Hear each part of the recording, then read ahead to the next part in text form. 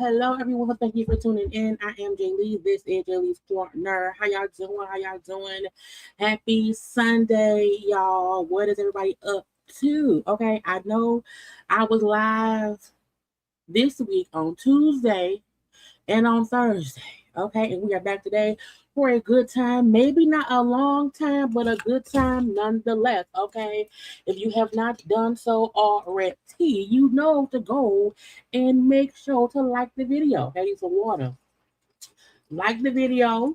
Okay, subscribe to the channel because sometimes YouTube will unsubscribe y'all. So make sure you're subscribed. Okay, also share the video. Okay, why? Because sharing it lets other folks know I'm around here. Okay, you can follow me on social media at JayLeesCorner on IG, Twitter, and TikTok. And y'all know the comments in the comment section. Because if y'all not commenting, what you here for? Okay, now look, again, was live on Tuesday when Tigger was arrested and Mo has came. Child, this Tigger story is just expanding. And I'm like, bruh, go ahead and sit down somewhere. Okay, your time is up based on the video. Okay. Also, we did the versus battle. That was a good old little chit chat on Thursday evening. Okay, and then I did reviews. You do not know already. I told y'all I'll be uploading videos too. I did review the Peacock movie starring Chloe Bailey and Lynn Whitfield called Strong. The review was up on my channel. It was a good movie, child. It was a good review as well. So go give that a gander too. As y'all know, even when I'm not live, I still put content up. So you can't only look for the live. You can't be a JayBird and only watch a live video feed. You have to also watch the other stuff, child. And here we are today. Okay. Now, hi. Okay, I just put my hair up in a bun. It was out. It is too hot, y'all. It is hot. Okay, it is hot. And I don't know. God, my shirt is weird. And I don't know unless I'm only leaving the house for work. Okay, it's from one air conditioned place to my car that's air conditioned to my job that's air conditioned to back home. Okay, it is going to be hell hot outside in Detroit all week. Okay. Upper 90s, hundreds, bitch. I am posted inside, okay, in the house. I'm not going nowhere. I don't want to see nobody, okay, unless you ain't no outside events, nothing, okay. I don't have time for it, Jesus, but I digress, okay. I like my thumbnail, but how y'all doing? How everybody doing around here? Okay, let me go to the comment section.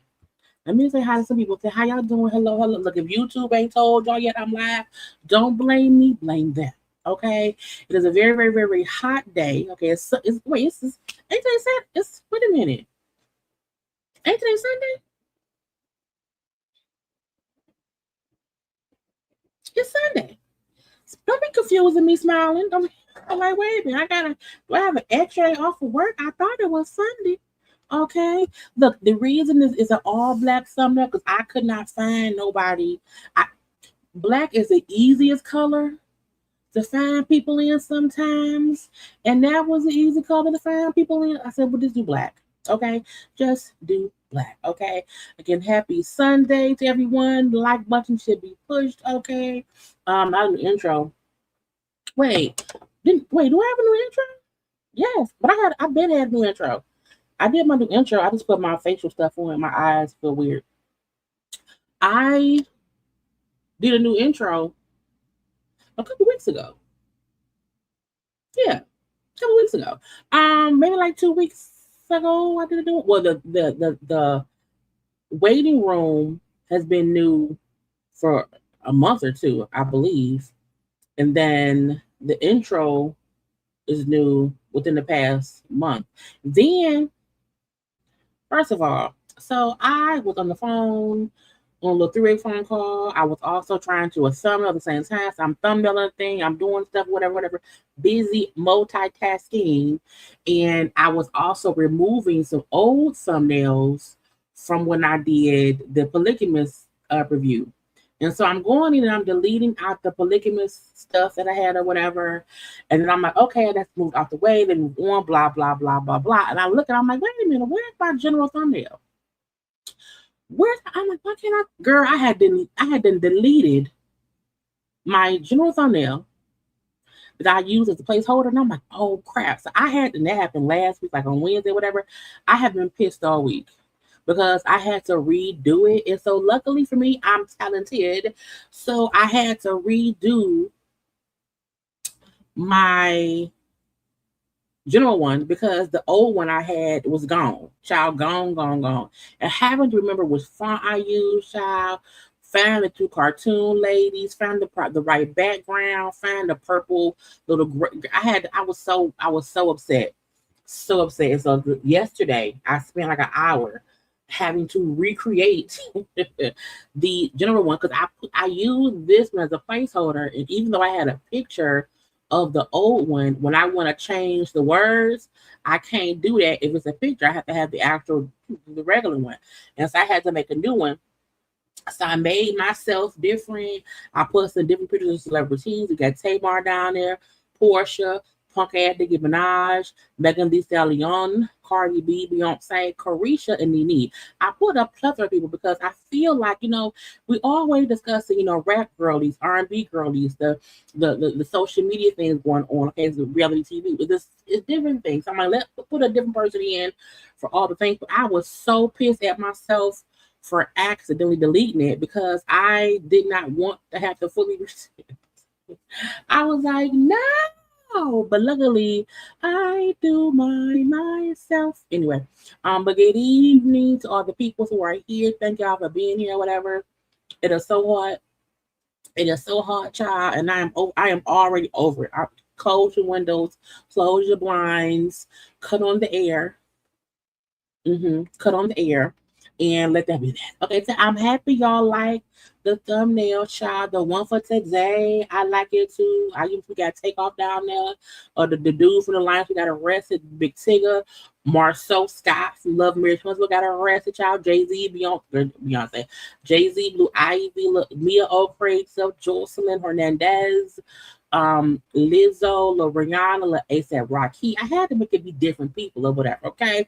And then the new general one, I feel like the new general one looks brighter. I don't know what I did,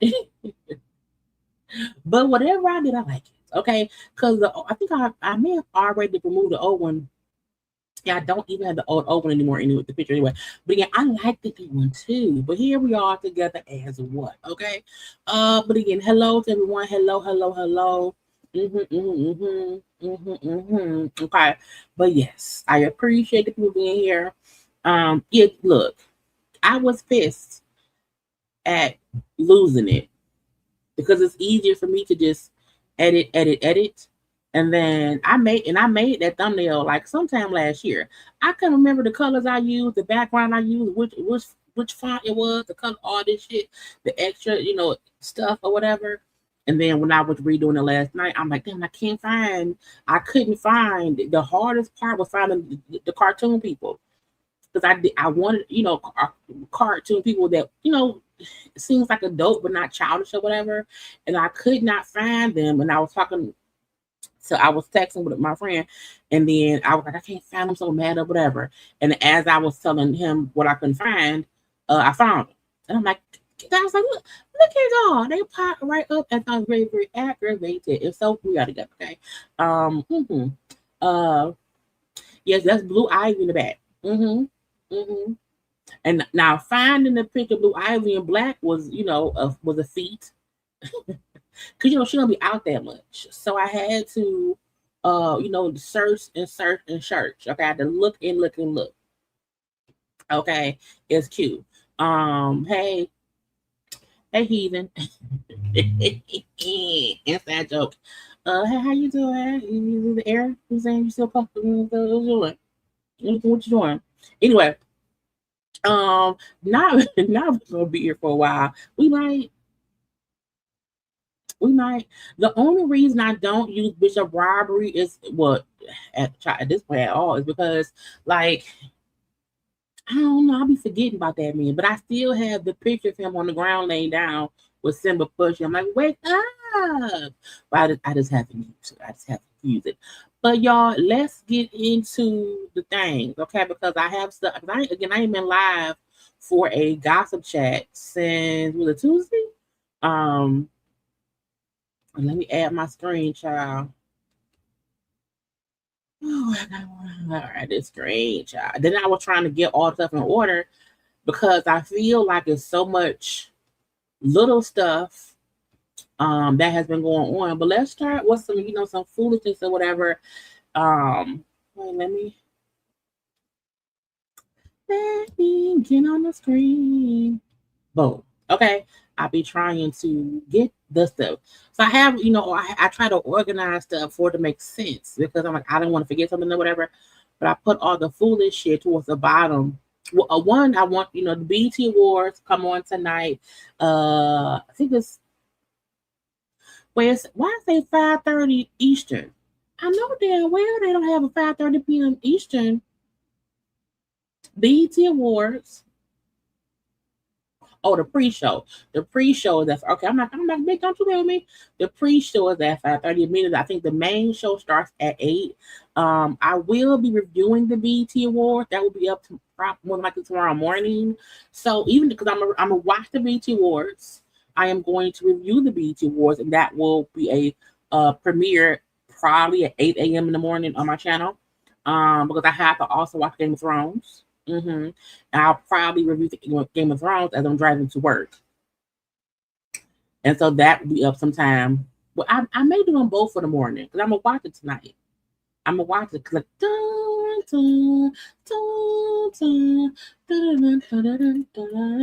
y'all, if you are not watching House of, is it called House of Dragon? Which one is? Let me go to HBO Max because I always call it House of Dragon. Sometimes I call it House of the Dragons. Sometimes I call it Game of Thrones, whatever. It's okay. It's House of the Dragons with ain't no S on it. Okay. If you did not watch Game of Thrones, you should. Okay. If you did not watch House of Dragons seasons 1 and 2, and you should. Okay. But I love the show. And because I don't know many other folks who watch it in real time, I just do a little recap, like a little 10-15 minute recap or whatever for folks who watch. So that will be up tomorrow too. I cannot wait because it will be episode 2 tonight. Anyway, but then Beach Awards more, so then that review will be up in the morning or as a premiere. So go do that. Anyway, I just had to mention that. Now let's go to the where all my scamming ass niggas at. Scamming don't pay off no more. And I need y'all to understand that. Okay. And if you a scammer, bitch, you don't post about it. Okay, all the boosters and scammers and side jobbers who would do some things for some change or do some things for free and would just borrow things that wasn't theirs. And you never know, you know. I feel like people who commit crimes, scheming, scamming, and then they want to post about what they got from the scam, you're stupid. You want to get arrested. Okay, I get it. Back in the day, we didn't have social media to post on or whatever. But even on the booster scammers I knew back in the day, they were not even talking about what they did in the hood. You only knew about boosting, scheming, scammers if you knew because you knew because you knew. Okay, wasn't no damn Facebook group, wasn't no fucking thread, bitch, wasn't none of that. Okay, you just happen to know, hey, you know, man, the mama, yeah, she got that thing around there. What you need? A purse, a coat, some shirts, some shorts. Yeah, go around there to man, the mama. Okay, and that's it. Nowadays, you hold through scheming, scamming, getting caught. Now, she gonna have dance in her little red outfit and flip flop child with a little Louis bag. Okay, well, a couple Louis bags. You look like you may be scamming, and now you're arrested.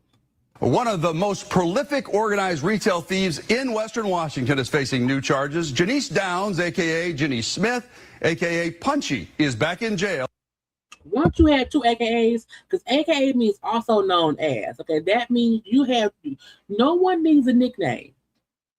Okay, no one needs a nickname. And if you do, you have one.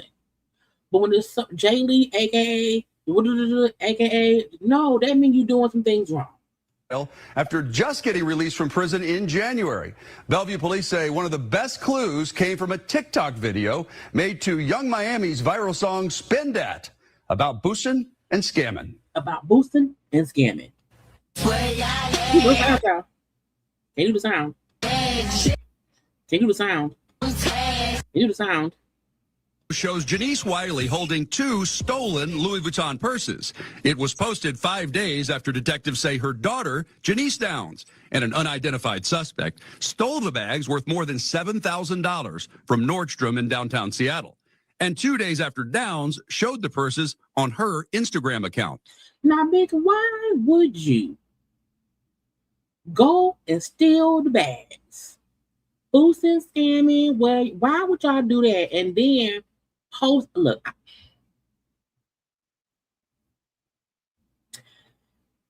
Young Miami speaking what she know from experience, okay? It's weird.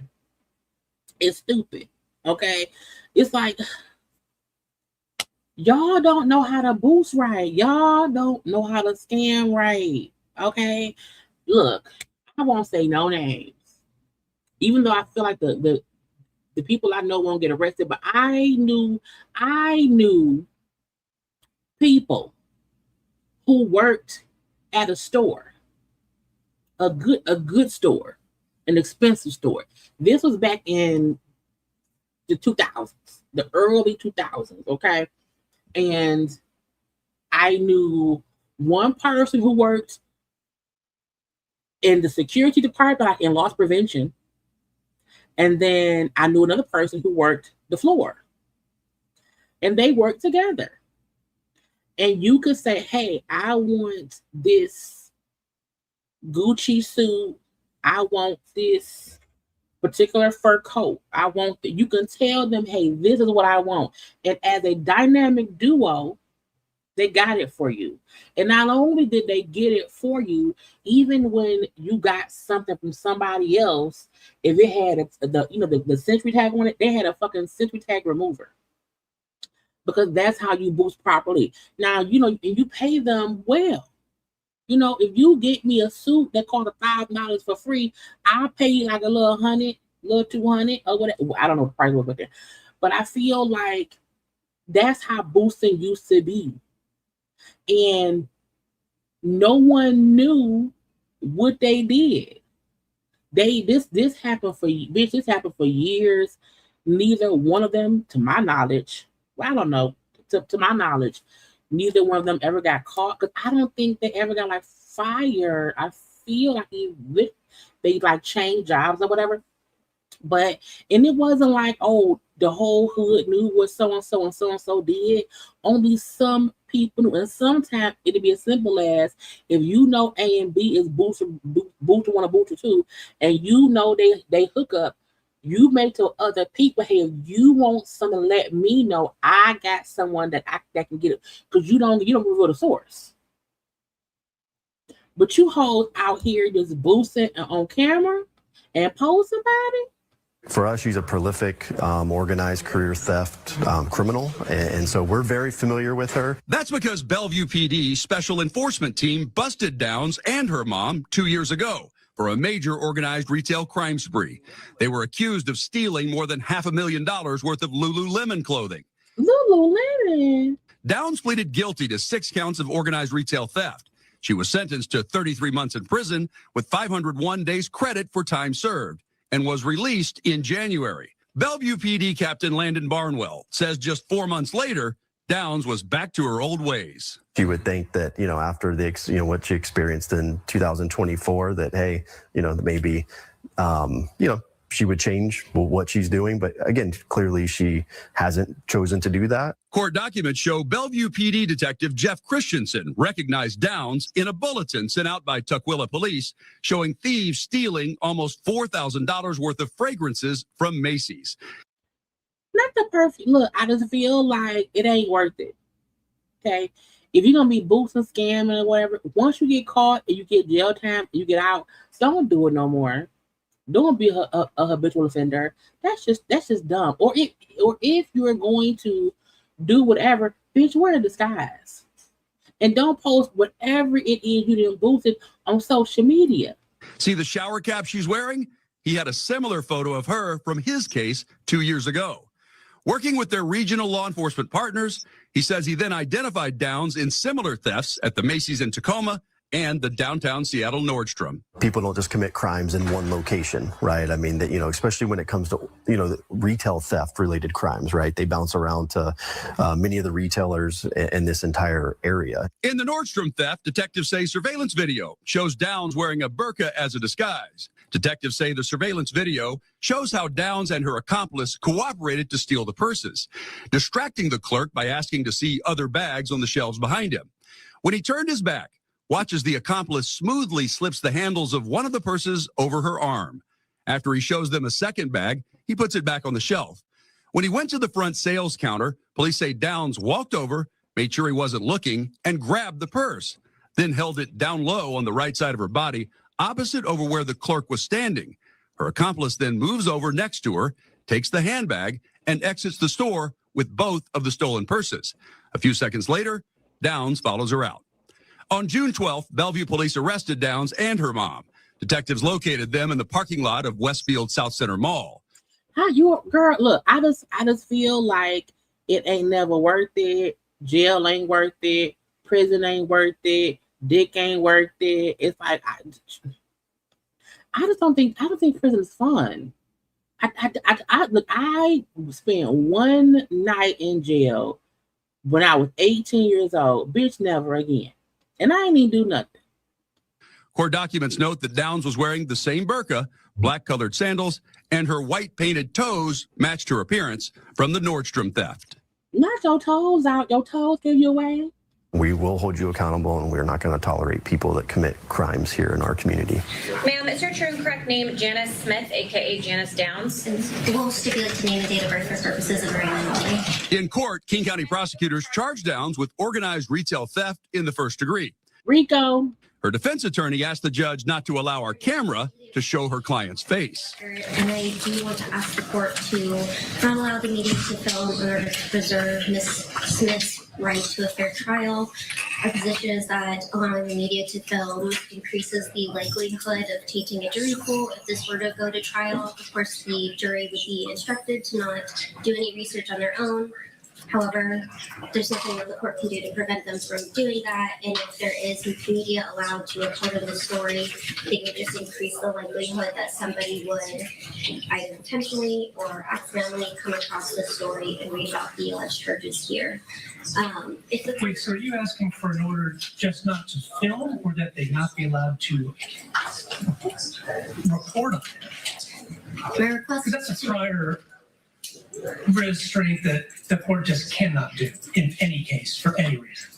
Girl, your client is on camera stealing. Your client is on social media posting alleged supposedly stolen goods. You can't then say, hey, can the media not show her? We don't really, then don't be a thief.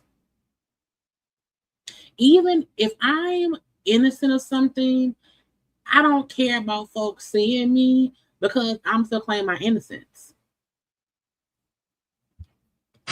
My request, to be clear, was just to not allow the media to film Ms. Smith. If the court is inclined to allow the media to film, our alternative request is to require that the media be instructed to only film Ms. Smith from the shoulders down. Understood. Thank you. Judge Joe Campagna denied her motion. Denied. The media has a right to be here and to film. I don't find that there's anything particular about this case that would warrant the court restricting that for this hearing and in this case. But certainly, as I said, you can explore all those topics if and when this matter is called for trial. Downs remains in jail on $215,000 bail. $75,000 of that is for a fugitive warrant out of Oregon. She's charged there with 16 counts of organized retail theft. So she's a worldwide thiever. She thieves from coast to coast. Aggravated theft and theft. At the end of the day, we're hoping that we're preventing crime here in Bellevue because, we know it's not a matter of if they're going to come to Bellevue, it's when. I don't know why y'all want to listen to the famous folks who got money and they rich or whatever about boosting. Bitch, if Carisha was boosting, she ain't boosting no more. Just stupid. Just dumb. Okay? Now, whatever they say she did it because of her hair. Okay? Some people who are at their lowest of lows look like they don't care no more because they're at the lowest of lows. A Missouri woman was arrested because she allegedly killed a 93-year-old woman who she claims offered her a place to sleep and her credit card to get to a safe place far away. Now, again, Missouri woman was facing first-degree murder charges after they say a 93-year-old woman was found brutally killed in her home. Clay County prosecutor's office announced that 27-year-old Kalisha Reed has been charged in connection with the death of Dwyane Barco, 93. Now, first of all, why would you do that to that lady? Why would you? I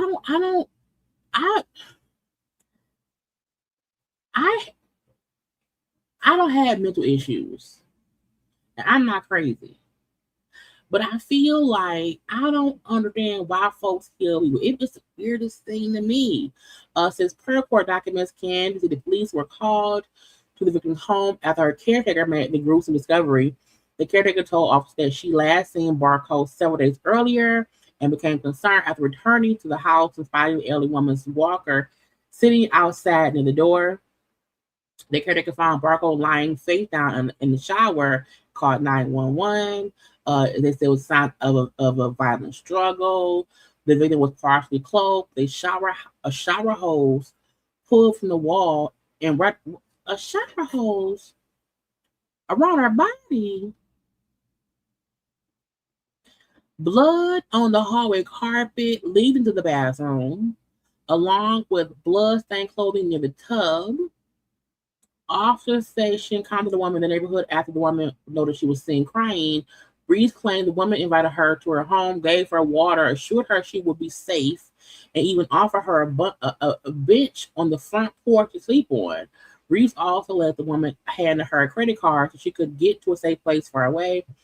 From the Marsau police, one of the credit cards was missing from her wallet. They found that same credit card in the thing. Lady been held on $1 million bond. Look, this gonna sound mean, and I don't care.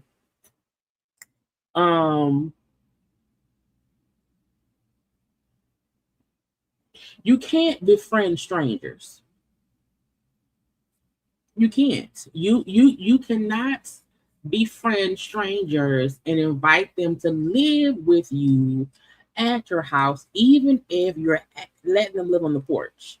I feel like I just had this conversation yesterday, and I am a firm believer in, not everyone is a killer.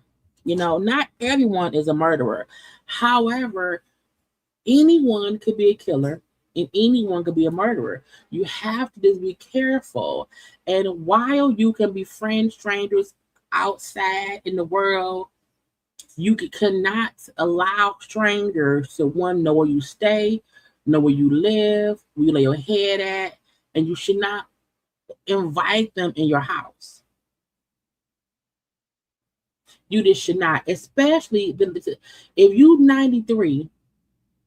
Okay, you're 93, and I also feel like the lady probably barred her way in versus the old woman. Oh, you can come stay here. Here, take my credit card. It all sounds like the lady probably saw you there one time, say, "You want some water, baby? Here goes some water," and then you took advantage of that, and now she dead. So I hope she gets life. You really can't trust people until they earn your trust. And when I meet anyone for the first time, I don't trust them.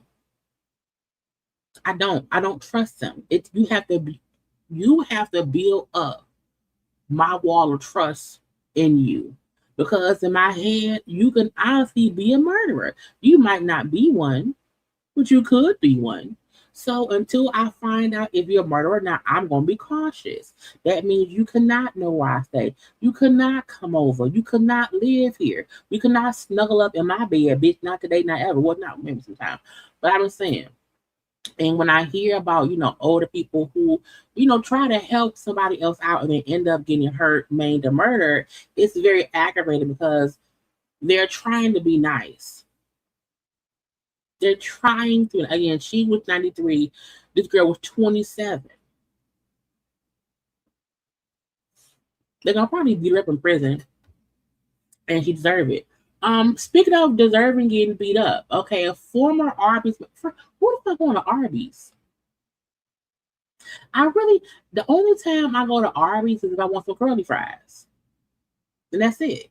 Okay, so anyway, a former Arby's manager faces felony charges after being accused of infecting customer with herpes because she spit in the food. Now,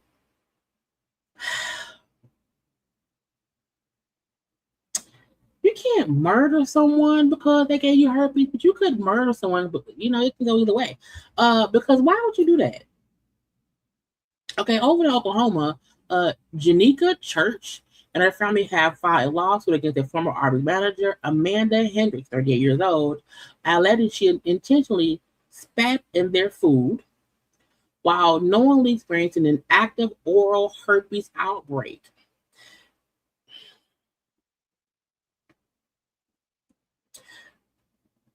If someone, because a cold sore, I think a cold sore is herpes. I've never had herpes. I don't know what it is. But I feel like even a cold sore can be herpes. So if someone knowingly has a herpes outbreak, shouldn't they be required to wear some PPE at work? I'm not saying they can't go to work, and that may be discrimination. But if you have a disease that can be easily transmitted through your bodily fluids, shouldn't you have to wear a mask? Because when you speak, sometimes spit comes out. You know, we know like HIV is transmitted, through blood and all that stuff. So that's different. But if herpes is so easily contracted where if you even spit on someone's food, they can catch it, you should have to wear a mask at work. I'm just saying, I don't know, because I don't have it. Let's see. The woman claimed that she later tested positive for HSV1 after eating the meal. The lawsuit states at the time, defendant Hendricks was aware that she had herpes simplex virus type 1, commonly referred to as oral herpes. The lawsuit asserts that Hendricks had an active herpes outbreak with visible lesions when she allegedly contaminated the food, and she knew the virus could be transmitted through her saliva.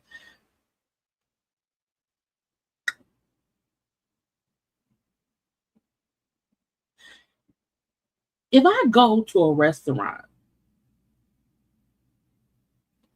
and I see someone with open sores, I'm leaving.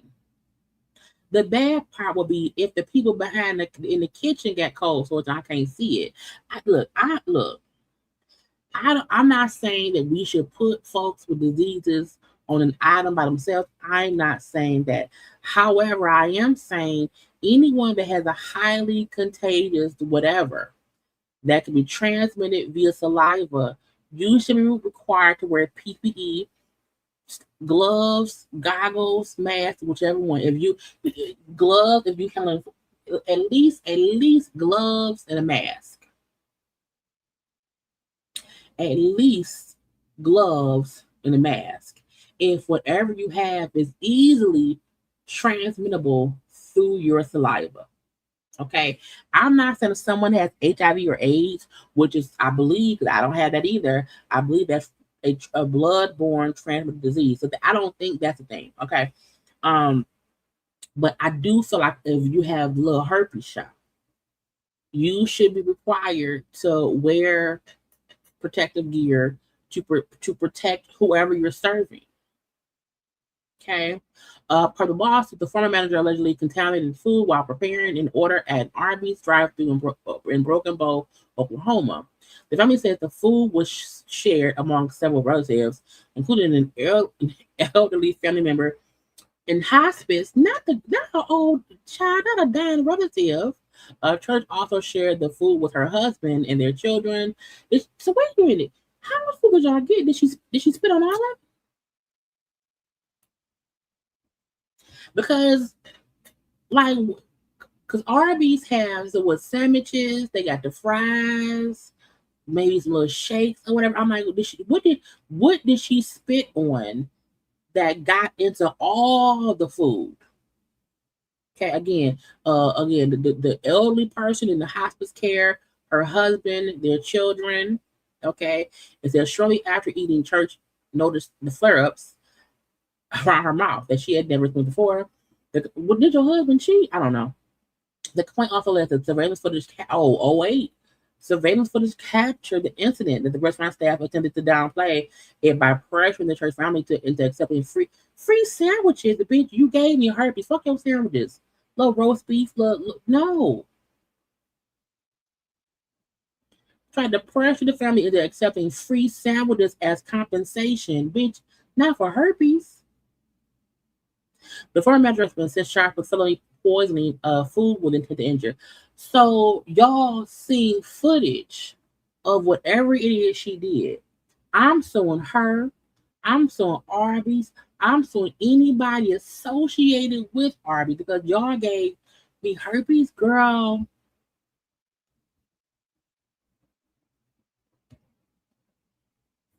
I'm gonna own that whole franchise. Now, my first thought was also because I see this comment here, right here, that said everybody good because nobody would know. The mother trying to cover up her cheating husband or her cheating.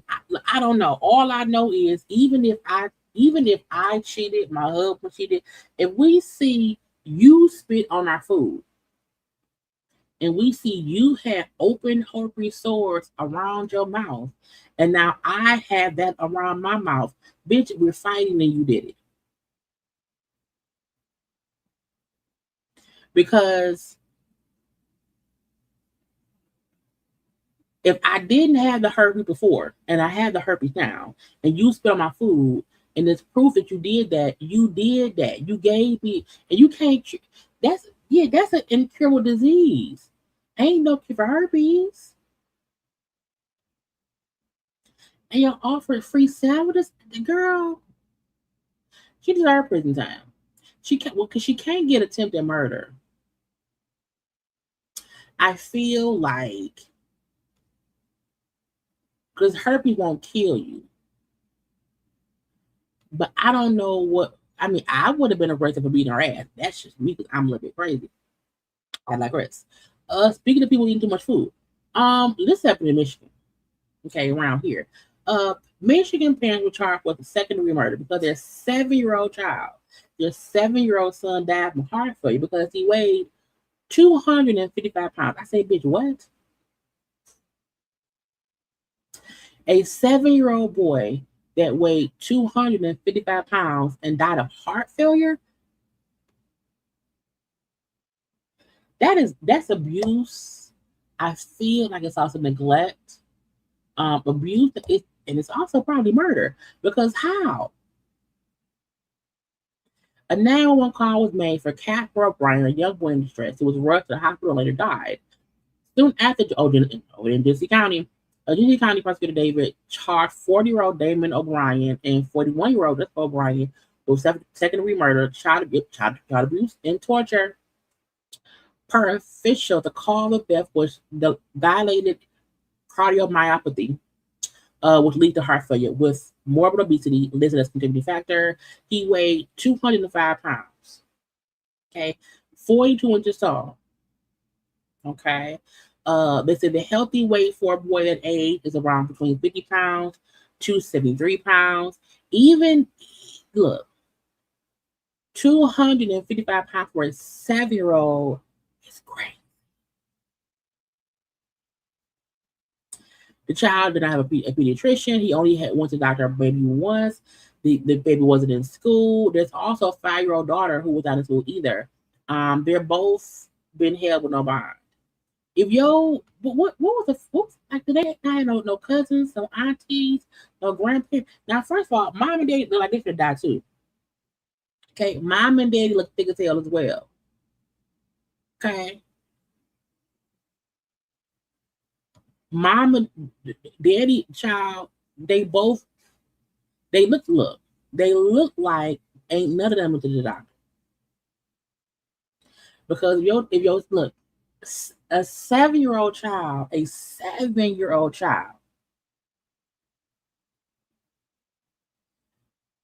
being 255 pounds, and he died of heart failure is insane. It also said, despite the father having a stable job and they had health insurance, meaning there was no reason the boy was not at the doctor. And at what point did no one realize, hey, the baby getting too fat? But you know, they're plus size kids. I'm a plus size adult. However,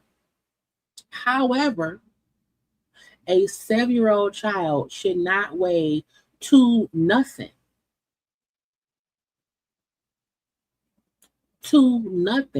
And the fact that the parents basically ignored the health of their child, and he couldn't get fat for no reason. They had to be feeding him all the stuff. And it's insane that no one noticed before the child died, which means the parents either kept the child away from other people or other folks just ignored whatever's going on. I'm happy they're being held with no bond. I hope the 5-year-old, child is okay. Because how much does she weigh? I don't know if it's a girl or boy. It's a 5-year-old sibling who's also not in school. So, there needs to be checks and balances with parents and kids. I think once you were the baby, like there's like parent help classes or whatever. And once a year, there's somebody just pops in. Hey, how the baby doing? Okay. But again, You can suggest for parents to take, because when we were young, we was always going to the doctor for our checkups. So I can't comprehend. I never understand when parents don't take their children, because I'm like, my mom always took us to our regular appointments or whatever, dental, vision, all that shit. So I'm like, it's weird when parents just say, well, fuck it. And at what point did they stop caring? At the 100-pound mark? You see, at what point? Because even once you realize, hey, because the child probably can breathe, girl, lock their ass up, throw away the key. Okay? Hey, mind your business. This to me is an example of, we always say respect your elders. We were raised to fully respect our elders or whatever. But the Beulahs and the Aunt B's and the Aunt Willies, okay, and Auntie May May, the aunties and grandmamas of yesteryear are different. Okay, nowadays some of the elderly people is Shaniquas, who is old now. Okay, is goddamn Becky, okay, who was sucking. I'm playing, but every elderly person ain't an old nice old woman.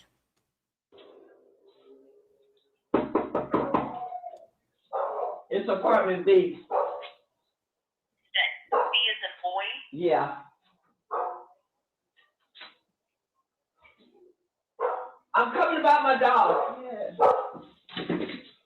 Over in here. The dogs are got to go. They attack my dogs, they got to go. I have insurance on my fucking dogs. I don't know if you do, but the dog's gonna have to fucking go today. Coming to my door, begging on my door, cussing at me about a fucking dog, bitch, you already you fucked up. Okay? Walk away. If not, I would do something to him. That dog shouldn't have been fucking loose. That's probably the lease violation. It has to be on a fucking lease. Miss Miriam, I need you to separate yourself from her. Now, 911 is on her. Miss Miriam, I need you to move. Separate yourself away from whoever you have to fuss with. Go head on somewhere. You call us, ain't no reason you to be over there, Miss Miriam. Go ahead on somewhere. I'm gonna hurt this bitch because this is not the first running I ever heard. This is your fault. Oh no, when you had the boy put out with the dog because you was messing with him. That's why he had to leave. Oh, fuck, bitch. Let's talk about my dog. I don't know that. I got $1,200 dogs. My dog costs $1,200 a piece. You got some motherfucking bullshit. Bitch, how you know my dog bullshit? Because he don't cost $1,200. If you cared anything much about that dog, he would have been on the leash. He would have been on the leash. What? Oh, you damn right. I'm in your fucking face, bitch. I will fucking not fuck you. Hey, don't you hit me. Do it. Fucking hoe.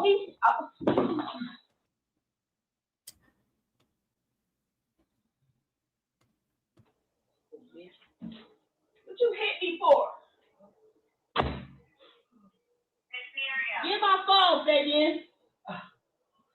I can't move. I need an ambulance. Why the fuck you hit me? I need an ambulance. I need an ambulance. Now, you came to that lady door, banging on her door, cussing and fussing, all upset, okay? Call her bitches and hoes, fuck you, fuck your dog, my dog doesn't cost $100 a bitch, I'm gonna fuck you up, and got your ass handed to you, okay? Nigga.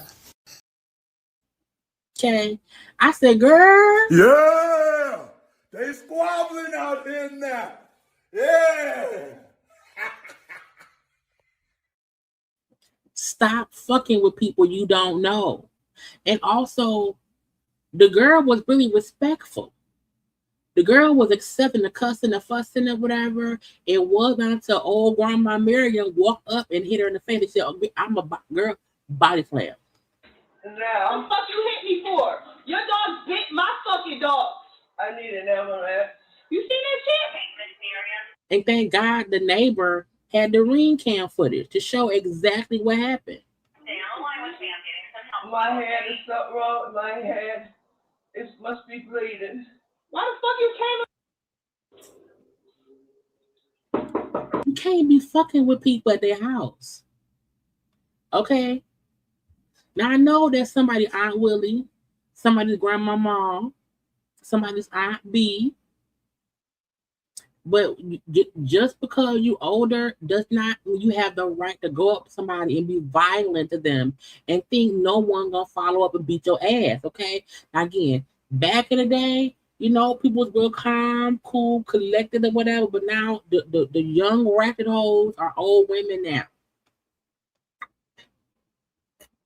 Even with Jerry Curl. With a cell phone.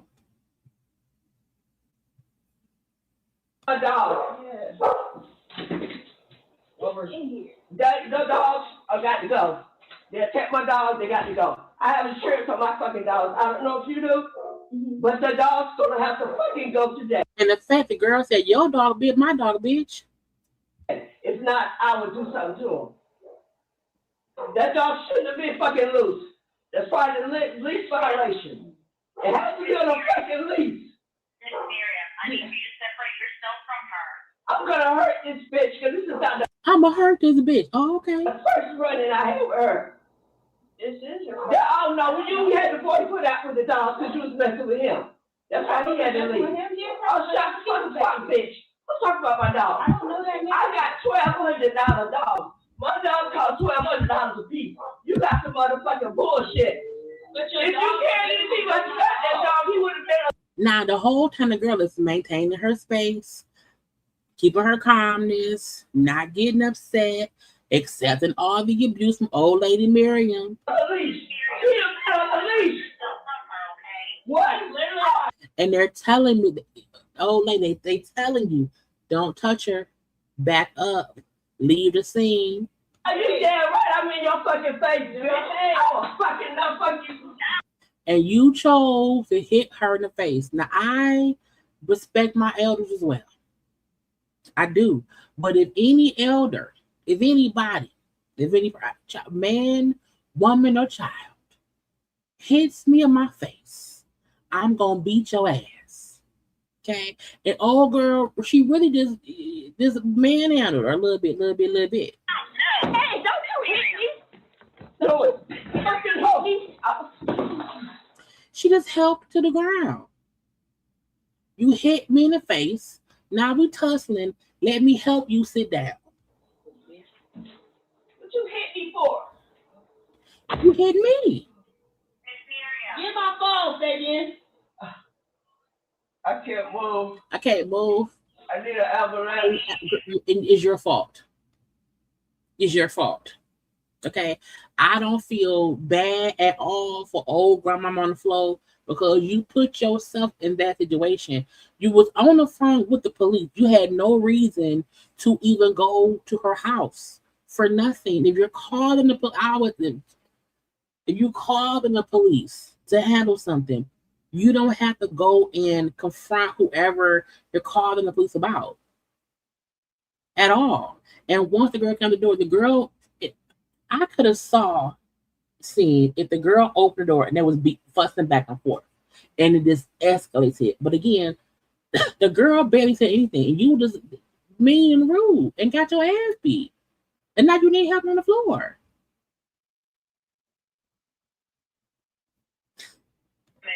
Why the fuck you hit me? I need an ambulance. You need an ambulance. I need an ambulance. What Now, the fuck you hit me for? Your dog bit my fucking dog. I need an ambulance. And now your dog gonna be put to sleep, and now you down on the ground. Anyway, look, y'all tell y'all meemaws and y'all papas to stop it. Okay. Now look, y'all stop going to court acting a fucking fool. Okay, please stop it. A South Carolina courthouse broke into chaos as a murder suspect is denied bond. Okay, a fight involving a family, friends travels from the courtroom to the lobby in the parking lot. We watched as the fight moved from the courtroom to the lobby to the parking lot. Loved ones erupted, pushing, shoving, yelling, and crying. Police and deputies later moved in to break it up. Are y'all related? This all comes after James Waiters III is accused of shooting and killing 23-year-old Joselito Rivera during a fight in a car. The Greenville County Sheriff's Office says it happened around 2:30 Thursday morning along Saluda Dam Road. When deputies arrived, they found Rivera shot to death. But before the court chaos, Rivera's sister addressed the judge. I just want to say that I feel like it was wrong for him to take my brother's life. My brother may have problems or whatever, but that's my brother's life. She revealed Rivera was a father to 2 children, and she made an emotional plea, begging the judge to keep his accused killer behind bars. I lost my brother. My mama lost her son. Like, she lost her uncle. Like, I mean, is it proof he did it? He's not guilty. I don't feel like he should be. I don't feel like he should get bond. I feel like he should stay in here because I feel like he knew what he was doing. Waiters III is being held without bond, and we're working to learn when he'll go before a judge again. As for those caught in the court chaos, they calmed down and later left. Look, you know, I feel like it's a catch-22 because there are innocent people who get arrested for crimes that they didn't commit, and they don't get out of jail even though they didn't do it. But we then have crazy murderers who get arrested and get out and then they kill people. So it should be a case by it should depend on the evidence. If there is hard hitting evidence that the person did it, and not this circumstantial shit. Like, let's say for instance, hey, it's video of it happening, you know, or the person admitted, yeah, I shot him, I killed him, you know what I'm saying? Like, it should really depend on the circumstances of the altercation. You know what I'm saying? I feel like they didn't give much information on what happened. Officials say 20-year-old James Emmanuel Weathers with a passenger in the vehicle was identified as a suspect in traffic murder and possession of a weapon. And they was about, he was in the so they know he did it. It's just, why did he do it? That's hard. That's hard because I feel like the family of the dead person has every right to feel like I don't want the person responsible for taking my loved one to be out and free in the world. I fully get that. However, if it was an accidental thing, if it was a self-defense thing, if it was a I didn't mean a thing, I don't know. That's the point of giving bond or bail with stipulations. So unless it's a clear-cut case of, murder, death, kill, the person should get the chance to be out on bond unless there's enough evidence that, hey, no, this is a cold-blooded killer. Either way, don't try to be fussing fighting for it. It's too much bond around here. Crazy bitch. That crazy bitch out there. A California woman pleads guilty to spying on her ex-husband and his family through Ring cameras. Girl, what? This moment still gives Acacia Young chills. She hears a voice and realizes she's being watched. I looked up and the blue light was on and the camera was rolling. She took the camera down, but it was the start of a criminal case against her fiancé. So that's the ex-wife. Fiance's ex-wife. It was his ex-wife's voice. It was her voice. At first, the ex-wife, Raina Bell, denied the accusations, referring to them as a smear campaign. But more than a year after it all began, Bell has changed her plea to guilty. Relieved, absolutely relieved, because we've been trying to convince everyone, of the truth, and now we no longer have to do that. She admitted it herself. Prosecutors say Bell live streamed more than 700 hours from her ex-husband's Ring cameras inside his home in Rancho Penasquitos, including private medical and financial conversations and moments when the family was undressed. Young says more than a dozen clips have Bell's voice on them.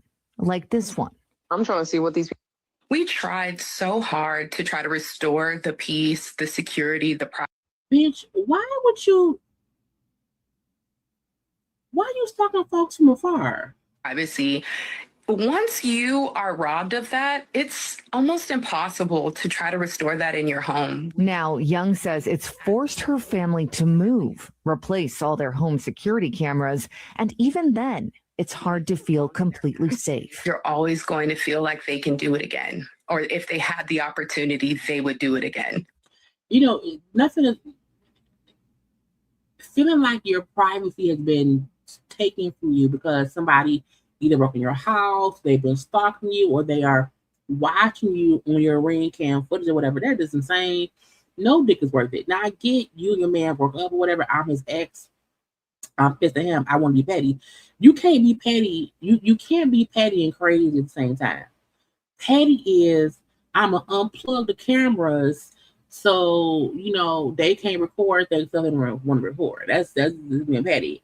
Being crazy is logging into, hacking into the cameras to watch them. That is insane. I will probably never want cameras again. And also, the ex-wife should be banned from using any electronics, because if she was able to hack into and watch them for that time and then lie for a year about it, she should not be allowed to use electronics. Because girl, you're a hacker, you're a stalker. Again, she's now playing guilty or whatever. Bitch, you crazy. Again, crazy people do crazy things. What I want to it's so much stuff, child. Oh, the white crazy woman. Was it a video for Tigger? May not be a video. So when the Knicks had won, right? The Knicks had all these trash cans that were like Knicks inspired or whatever. It was this Caucasian woman, okay, who was a JP Morgan Chase executive, got fired. Why? Because her stupid ass was filmed. I think the issue was not that she took the trash can, is that she emptied the trash can and emptied the trash on the streets, left the trash on the ground, and walked away. Well, the trash can that was not hers. So, it went viral. We all saw it. There was also footage of her on the subway with the trash can. And I feel, I love the Lions, the Pistons, the Tigers, the Red Wings. We love our city here as well. I'm not taking I'm not doing none of that shit. I think it's dumb. It's not worth it, because if you don't want to be seen on camera stealing a trash can, littering, and then you think it's cool, you like laughing about it. So again, she got fired. Do I think they could have not fired her? I mean, it could have been like a little 2-week suspension or whatever. But I think the point was that was a bad decision making.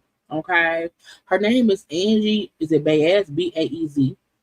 She was an executive director at the company, and then after the video came forth, they said, "Hey, yes, she don't work here no more." Yeah. She's not here. We can't employ stupidity. I always tell you, when you are doing something, ask yourself, hey, is it worth it? Well, you could have bought a trash can from Amazon and then paid someone to paint it orange and blue, but you chose, and you saw that people were recording you. That's something else. When you do, look, y'all, I don't promote breaking laws and all that shit. But if you're gonna do something dumb, don't do it in front of people. If you want to do something dumb, don't do it in front. Don't allow folk to record you doing something stupid. Now, if the trash can was empty, okay, let's say it was an empty trash can and she took an empty one, I would say that's not a fireable offense, because it was an empty trash can, and she just thought, it was an empty trash can, I can have it or whatever. It's the fact that she emptied the trash out the trash can and took it home with her on the subway. And why the fuck is she wearing braids? When I see Caucasian people in braids that are usually worn by black people, I'm like, bitch, why do you have braids in? For what? Now, 2 braids, I get it. Little 2 braids, fine. Well, you have like box braid, bitch, for why?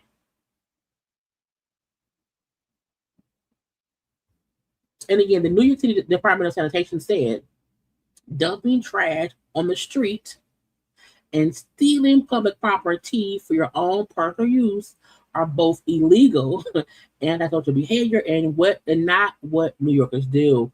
And that was the thing. Again, I think had she not seen a full trash can, okay, a full trash fucking word name. I want to say, I remember seeing the video of her, and it's the fact that it was a full trash can that she emptied out that made it worse. To me, that's what made it worse. And anybody who knows, hey, you really should be stealing. Okay, you really should not be stealing. And if you do steal, you can't steal when anyone can, I can't find it right.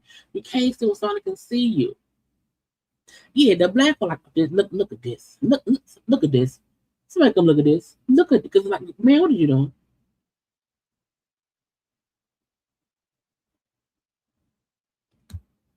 But some folks are stupid. And you can't fight stupid.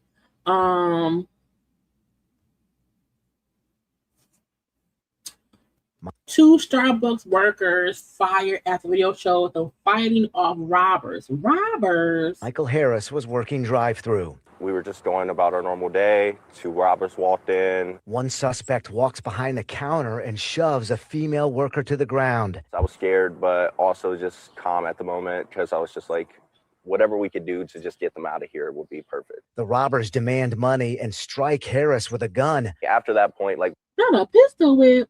When my vision went black, I was like, I'm about to get shot. A customer in the drive-thru sees what's happening and reverses her car. It was definitely a life or death situation in my eyes.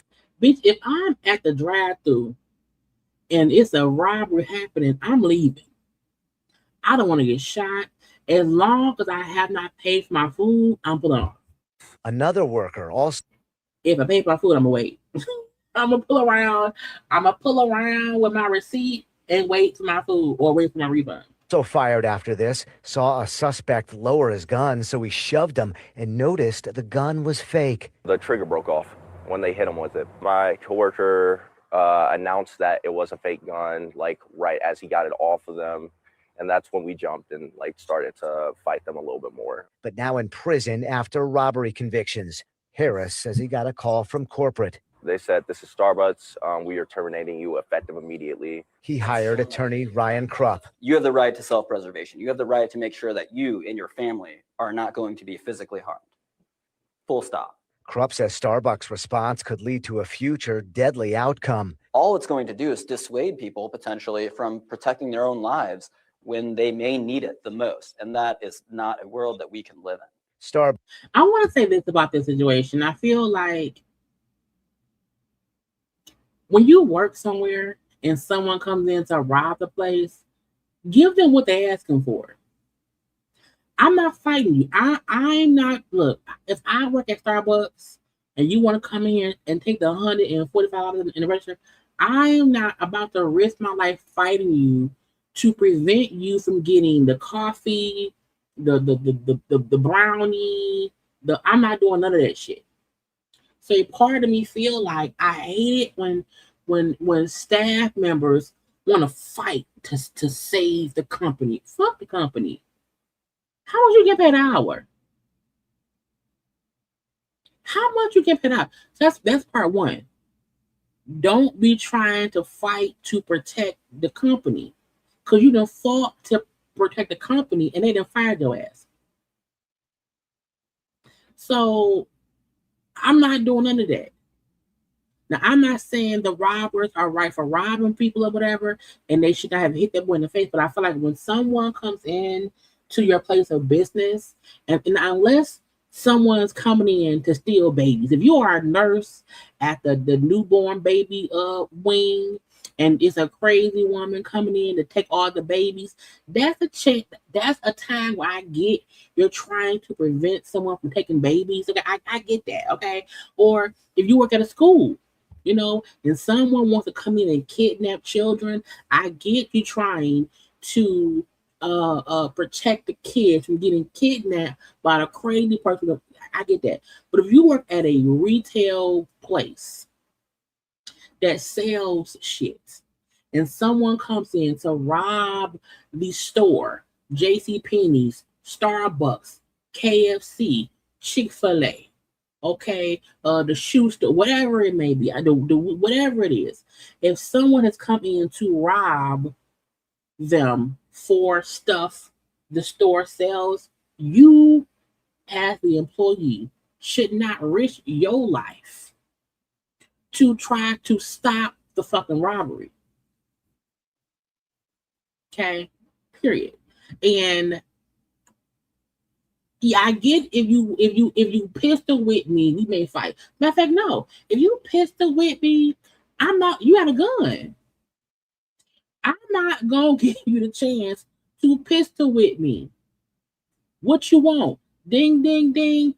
The register's open. Take whatever it is you want. I just feel like no one should try to prevent the robbery.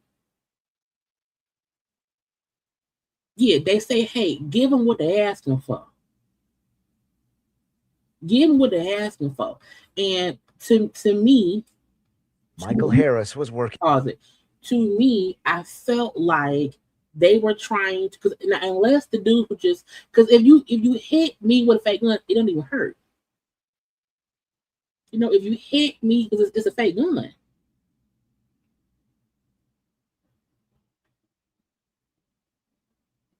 Now again, I'm like, why you hit me for? And I guess a fight at that point, but I'm like, man, look, because what if the gun wasn't fake and it was real? And you're gonna fight someone because they hit you with a gun. You're not fighting them, and now you dead.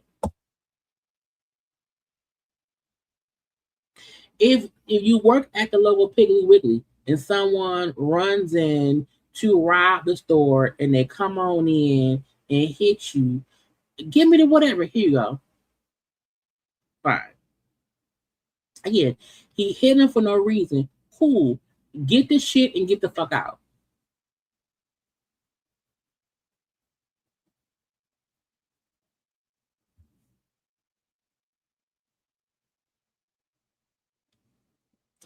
Get it and get the fuck out. I don't care. I don't care. Now them realize, oh, it's a fake gun. Let's fight. I wouldn't even. That's why I can't work out with the public. I'm a child. I don't have time. Take whatever it is. Take it. You can have it. I don't care. The code to the safe is 777-9311. Okay? Take it. Okay? The manager, the owner of this franchise lives at 123 Thickmore Lane. Leave me out of it. Matter of fact, have it all. I'm going home. Okay? If you want to rob us, cool. Let me leave. Look, the safe is open. The cookie machine is open. Take whatever it is you want. I'm done. I don't want nothing up in here. Okay?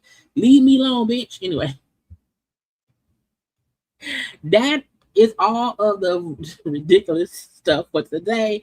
Y'all take a good minute or so, like the video, and then come on back to have a good time.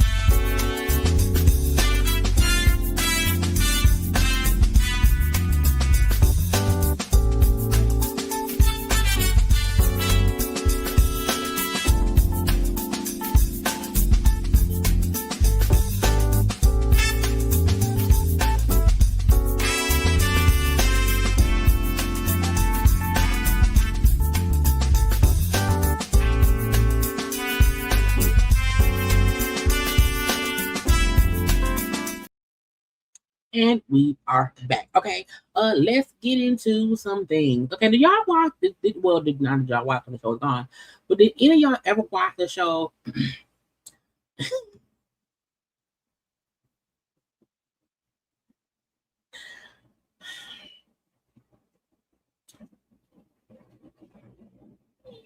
If anybody hit me at work,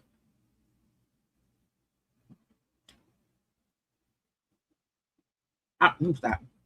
Anyway, all I'll say to that is I would never put myself in a position to get hit, because if I see someone walking in to ride, whatever, I'm out the way. I'll say that. That's the most I'll say.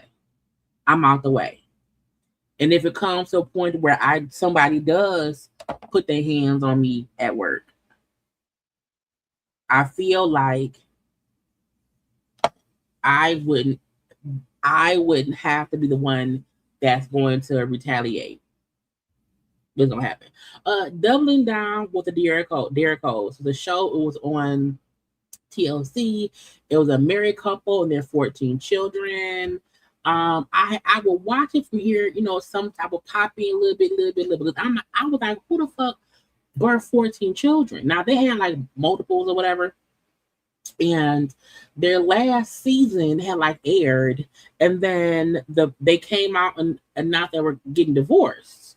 And so the show has kind of off the air.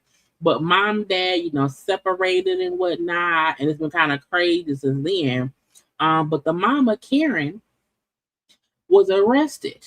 Okay, arrested and charged after allegedly threatening to kill her ex-husband and any of the kids who sided with him during the split.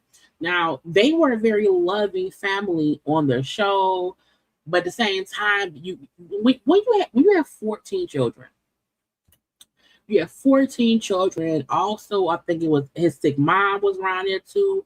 That's a whole lot to deal with. And I feel like people put themselves in situations that they should not. Okay. I feel like if we had 2 kids and I got pregnant and we had 3 kids and blah, blah, blah, and we kept having multiples, I'm going to stop getting pregnant. You got to 14 and then shit got crazy. Okay, again, they have 14 kids together. It says Karen sent several emails. Her ex, stop sending. You can't send threatening emails. Okay, that is called proof for the fucking prosecution. Okay, but it said Karen sent several emails to her ex-husband Dwyane, whom she had 14 children, telling him she could kill him and didn't care about going to jail. She also allegedly threatened to kill any of the kids who sided with him during the split, and threatened to kill Dwyane if he showed up to the court hearing over a restraining order he had filed against her. Again, at the end of the day, once we have 14 kids, bitch, we family forever. As a dad, you ain't finna leave with 14 kids, and as a mom, same goes for her. I feel like once you have 14 children, at that point, y'all co-workers. Because after 14, I don't want to have sex ever again. I'm tired. My booty's tired. I don't want it. And it's sad because they had such a loving aura on the show. Good mom, good dad, working hard to provide for the family.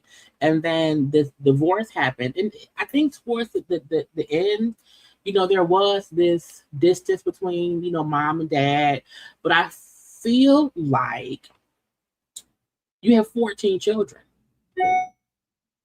14 kids of all ages. Let me see. I want to see how old the kids are. Let me Google it, because I want to know the kids, child.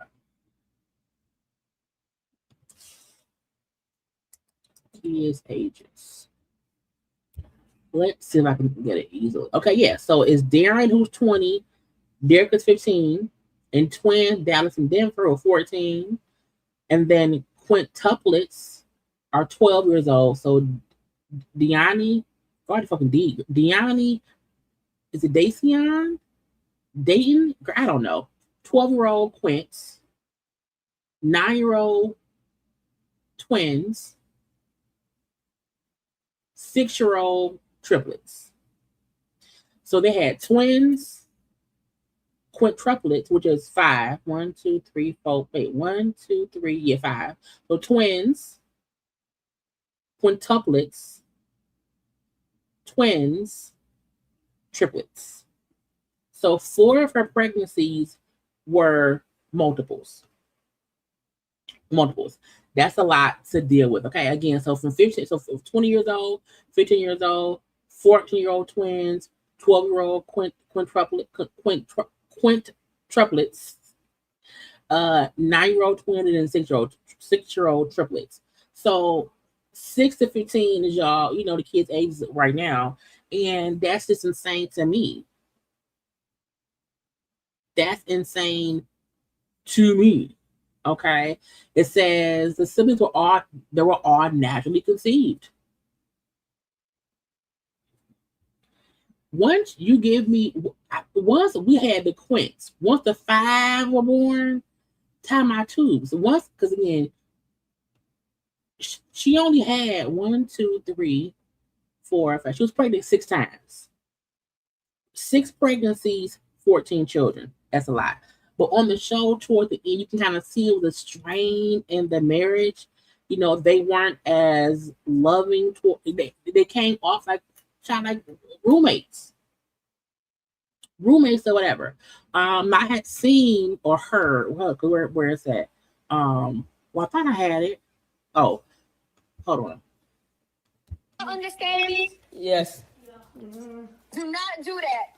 Dacian, don't you ever do that again.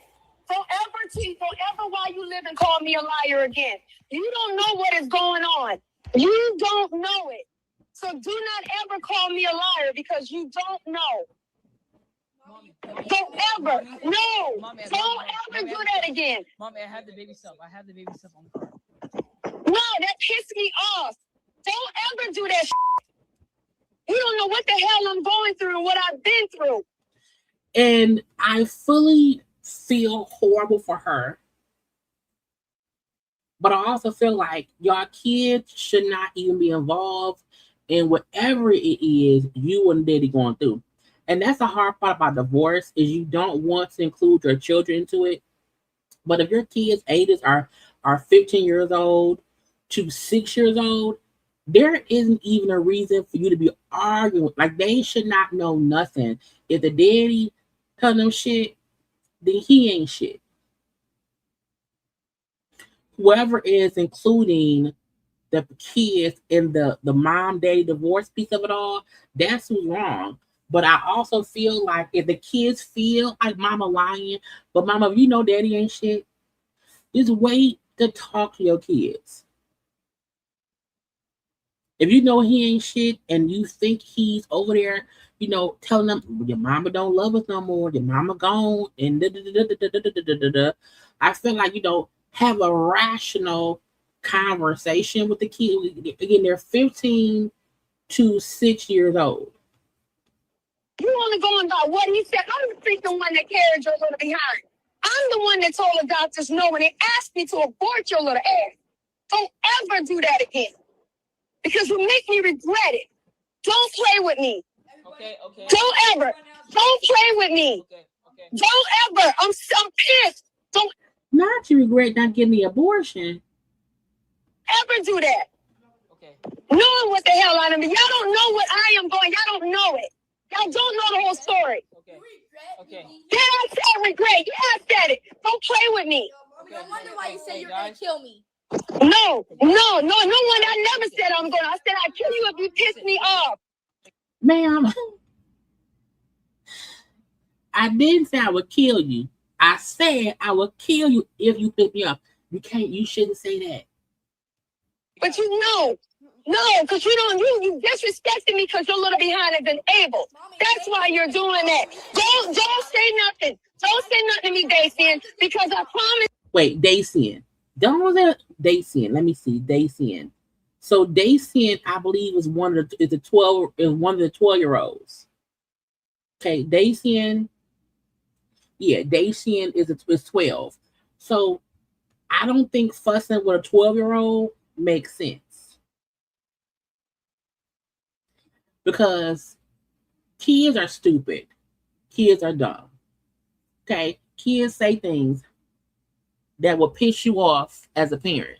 As a parent, as an auntie, as a, whatever. So I feel like, ma'am, you're right. They don't know. They're children. They don't have no idea. And it's even worse if kids have no idea what.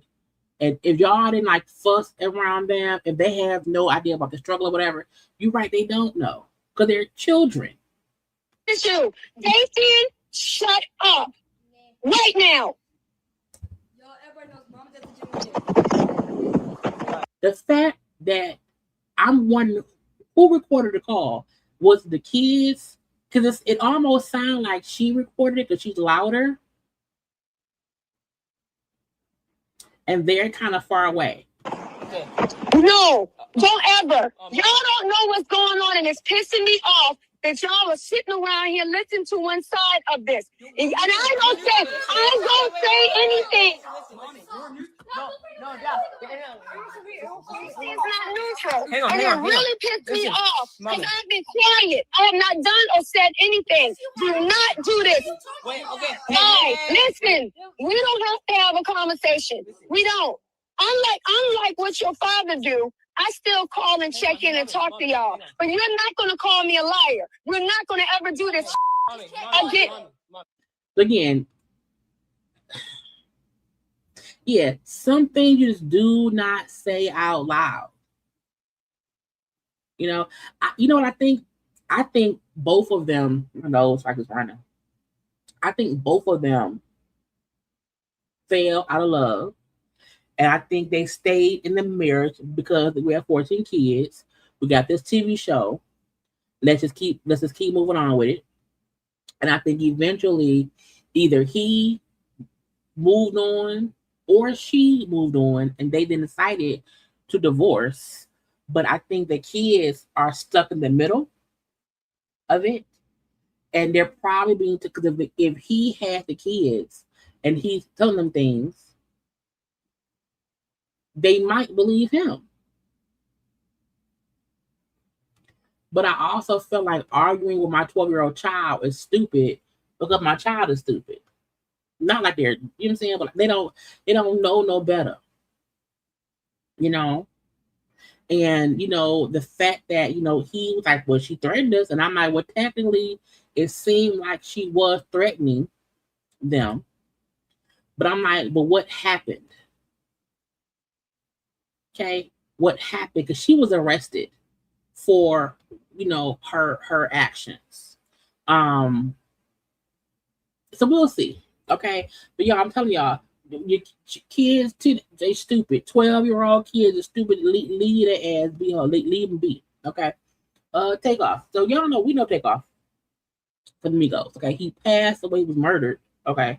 At a bowling alley event a couple of years ago. And because of his death, there was a wrongful death lawsuit because of what happened with him and whatever. And so the mama was, was the one that would benefit from the lawsuit because she been the mom forever. She raised him and all those things, okay? And his mama, Tatiana Davenport, argued that she raised him as a single parent his whole life. And he also, took care of her as well once he became famous or whatever. And then his daddy, Kennedy Ball, was largely absent from his life. Okay, provided little to no financial, emotional. He was a deadbeat dad. Okay, however, Ball is now saying, even though I was a deadbeat daddy, okay, even though I wasn't there, I wasn't never around, I am entitled to share the settlement money in Takeoff's wrongful death lawsuit. Also, I want the case to be heard in Texas where I live and not in Atlanta where you and Takeoff live. And I feel like this is stupid because the mom, he should not be able to get anything because he was never around. Okay, and any court hearing should be in Georgia because I live here instead of my son. And the punk that daddy feel like, well, no, It should be in Texas, and I should get some money too. Now, it's two ways to even respond to this situation. Legally, the daddy is right. Legally, he has a claim to any financial benefits from Takeoff's estate, be that life insurance policies, all these things, because legally he's the daddy. However, he shouldn't get shit. And once the mama takes him to the mom, they're gonna have to go through probate court. And the reason, this is a main reason, no matter how old you are, you need to list who you want to get your shit if you die. Because none of us know when we're going to die. Okay, no one. Case in point, bio daddy. Okay, bio father, I know he died in 2024. Yeah, 2024. Okay. While he was a deadbeat daddy when we were younger, he came back around when we were a little bit older, whatever. And when he died, we were all on good terms with him. However, he did not have any of his affairs in order. While he had, life insurance and stuff through his job, all these things, he had money in the bank. When he died, we thought he had stuff set up, but he did not. And so we had to go through probate court, and a piece of probate, when someone passes away, it's if you have parents, it goes to your parents. If you have kids, it goes to your kids. Takeoff did not have any children. So for us, because bio dad had children, because he did not have a will that named anyone, even though we knew how he wanted things to be done. He did not have a will. And because he had 5 children, me and my sister, and then he had 3 other siblings that he had with 3 other women, we had to go to probate court. Now, luckily for us, we all agreed, hey, it's 5 of us, we'll just split it. However, you have to go through probate court. And probate court will tell you what to do, who will go to, and all these things. And because Takeoff seemingly probably did not have any kind of will or whatever, because he was young, out in the streets or whatever, he didn't know. So while the mom was upset because it was a deadbeat daddy situation, legally, because he is Offset's other parent, he is entitled to make a claim for the money. For instance, in our case, we had one brother we don't never see. Okay, he out, whatever, and no one had talked to him in a while, but we still included him and said, whenever you pop up, this is what's gonna happen. He did pop up eventually, so it's fine. But again, if because we knew who we were, I feel like the mama, as soon as Takeoff passed away, she should have went and applied to be the person on his stuff. Okay, fuck the daddy, because he ain't around. I think the daddy came around because he had a lawsuit. I think if the mama would have went immediately to protect Takeoff's stuff, she's the executor of his stuff, and the daddy ain't around. Okay, so technically the daddy does have a claim. However, when they go to probate court, if they can prove that man ain't never been around, yes, he the father. However, he was never around, and that would help her case, showing she's the only one that had to be, get the money from it. Now, I think that's why he wants to go to Texas, because Texas may say, we don't care that he's a deadbeat daddy and he wasn't never around. Texas may then say, we're going to still give him some money, or we'll give him a claim because he's the parent. But again, it's going to have to go through probate. Now, clearly the daddy is a punk ass. Okay? He ain't shit. And that's that on that. Okay? Him saying he's entitled legally, that's true. Morally, he's a piece of shit. But what do you expect when he was a POS before? And the crazy part is, the reason he probably did not come forth when Takeoff was alive to get money, because he knew Takeoff ain't fuck with him. So yeah, I'm gonna come after your estate when you're gone, because you ain't here. So ma'am, just go to probate court and hopefully they will side with you where y'all can prove that nigga ain't been around here in forever. We don't know that man. He was a sperm donor, okay, from the bank. That's it. But I'm not just in some people, you gotta sometimes punch people in their throat and say, this ain't for you, go away. The lawyer said no. Boosie. Little Boosie badass. So Boosie probation officer was trying to say, hey, we're gonna violate you. Okay, we want you to go to jail. Okay, because you was booked for something in Houston about some assault in Houston last month. Now I still feel like Boosie is consistently getting in trouble for one thing or the other. I don't get how he's always getting off for these. When you're on probation or parole, you're not supposed to have any contact with the police. Not a ticket, nothing. Anything that you get, if anything that is a contact with the police, most of the time or sometimes is a violation. So that was the thing that they wanted him arrested because he child on probation. But he then said, well, no, man, I talked to my PO. Okay, he found an email I sent for me to travel. Okay, he said it was at the bottom of a paper under the flights, and he overlooked it.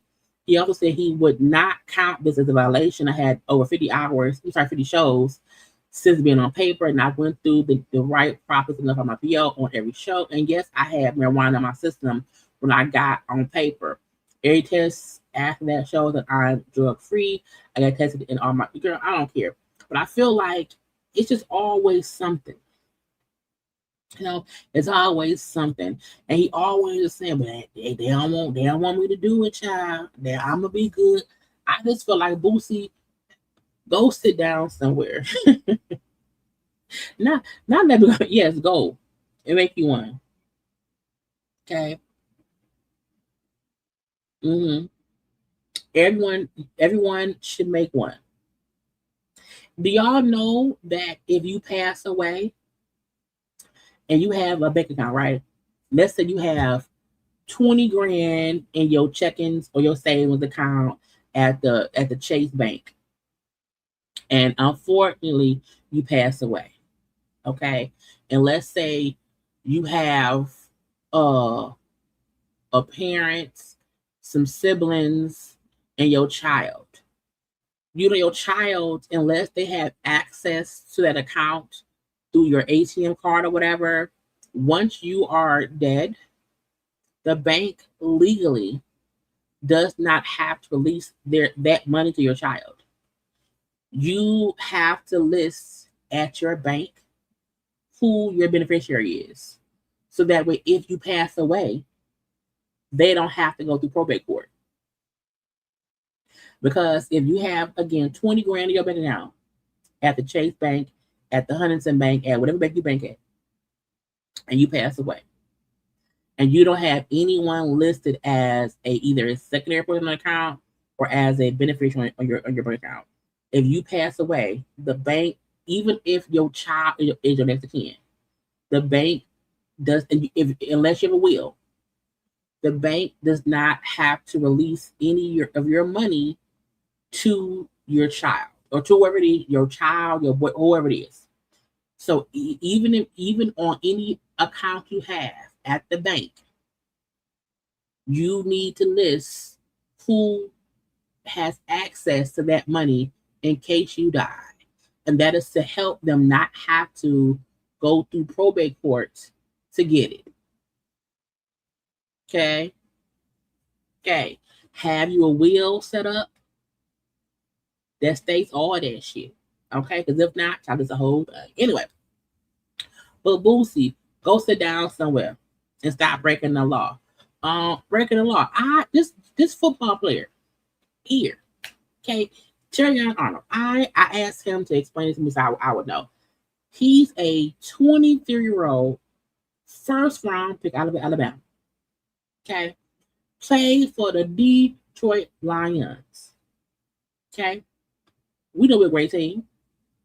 Out here, a great ass team. Well, he was arrested. Okay, you want to see him arrested? Boom. Okay, out here in the goddamn anti-suicide vest because why? He was out here doing dumb stuff. It reminded me of Breaking Rules. Okay, Tigger Arnold, a 23-year-old first round draft pick in Alabama, turned himself in on Wednesday night and booked in jail. Okay, and I think that he's in jail in Florida. Okay, on 4 counts of kidnapping, 4 counts of armed robbery. Why y'all up there robbing and kidnapping folks? You a fucking football player. That also happened to OJ. Okay, when OJ went around there and was in Vegas because he wanted his stuff back, he said, "Hey y'all, I want my shit back. I'm not buying nothing. It's mine." But this 23-year-old first round draft pick who played for Detroit Lions, Tigger Arnold, again, 4 counts of kidnapping and 4 counts of armed robbery. Tampa police are calling him the primary conspirator to what happened. Back in February 2026, items worth about $250,000 was stolen from an Airbnb in Florida where he was at.